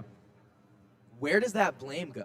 Do we direct that at Daboll, or do we say, listen, this guy just isn't what we thought he was? I don't think you can put that blame on Daboll after one season as head coach, because we've seen what Daniel Jones can do the past couple seasons, and there's potential there, but we've seen that he can throw interceptions, he can fumble the ball. He's got legs on him, though. He can run the ball, but I don't think if Daniel Jones has a bad season, a failure of a season, I don't think that's going to be put on Brian Daboll really at all, honestly, because he's new. He's got to get acclimated to the offense as well. Sure, maybe a little bit, but I think Brian Daboll and Daniel Jones are going to be able to work great together and use him to his ability instead of how Joe Judge used him and how the entire offense used him, or the entire organization used him, I should say. Yeah, I'd be surprised if Daboll drew a ton of criticism from Daniel Jones not performing. I just think it's the nature of the situation. It's one of those things where it is too late. I mean, by the admission of Mara and Tisch and others in their organization, they've already done everything that they could to mess up Daniel Jones, Which they said. So now where does it go? And from there, I don't know how much accountability can go to Brian Daboll. But curious as we wrap up here, last couple of minutes, and appreciate you guys sticking with us here throughout the duration of our show from Los Angeles. Last word here, what's Saquon Barkley's future, too? You feel like he's going to be a Giant next year? No, I do not. I do not feel like he's going to be a Giant. I don't even know. Because I don't either. I don't think he wants to be a Giant. I got to be honest with you. From what I'm reading, what I'm seeing, I don't think he has an interest to be in this organization just because of the way that he's been used the past couple of years. Obviously, he has injuries every single year, and that's an issue that I don't think is on the Giants. I think it's just on Saquon himself, but I don't think he hasn't produced at all. He wasn't even he was the Giants' #1 running back last year, but he did not get yards at all. He did not get many carries. All you see is him getting a screen 3 yards behind the backfield, running 2 yards, and you're still losing a yard. And all you hear is Saquon Barkley -1 loss. Like he just did not produce the last 2 years like he should have been. Well, I won't say 2 years because he tore his ACL last year, but it was just an embarrassing season, not only for the Giants, but for Saquon Barkley as a whole. And people have asked him this in press conferences and stuff. He just seems very mellow about it. He doesn't seem like he's putting all of his effort in, which I'm sure he is, obviously, but he just doesn't seem too into being a Giant anymore. And I don't think he's going to be on the team. And honestly, I don't really want him on the team anymore. I'd rather get rid of him, get that cap space back, and get better players that we can use. I just feel like if it's not going to be with the Giants, he's going to have success somewhere. I agree. You know, in the Giants team, man, they had some real, I mean, you know it best. The O-line was not where it needs to be. Not at all. And it's difficult to be a running back when your quarterback isn't performing. But it's difficult to be a running. It's difficult to be a running back when the defensive linemen and the linebackers can just push through the offensive line like it's nothing. And by the time he gets handed the ball, they're already right in his face and they're tackling him. And that's my Yeah. credit to Barkley. I think that he can be a guy somewhere. Yeah, I think that's fair. I don't think that Saquon Barkley's NFL days are done by any stretch of the imagination. I think his time just might be up with the New York Giants, and they may feel like they got to move on. And I think that would be a fair assessment to make as they look forward to, another season and trying to revamp this whole organization that has really fell on hard times after, what was a really great run under Eli Manning during the mid to early to mid 2000s and the success that he was able to bring that organization. I mean, they were as much a contender as anybody, and it's amazing to see how far that they have fallen, and seeing if Brian Daboll, Joe Shane, and the rest of that organization can finally put their best foot forward and really lead them back to where they hope to be. That should just about wrap it up for us from the Los Angeles Convention Center. Our thanks to our guest, Jimmie Bell, former Ohio State and New York Giants defensive lineman, Michael Montgomery, former defensive lineman with the Green Bay Packers, John Jastremski from the New York Ringer Podcast Network, and Brandon Marshall, Super Bowl champion, former linebacker with the Denver Broncos. If you missed any of today's show, it will be available on demand on the WFUV Sports YouTube channel. The sports director of WFUV is Bobby Chaffardini. For our entire WFUV Sports crew here in LA, Jack Roche, Mike Messina, Mike Leegan here with us as well. I'm Nick DeLuca. Thanks for hanging out with us one-on-one, a production of WFUV Sports.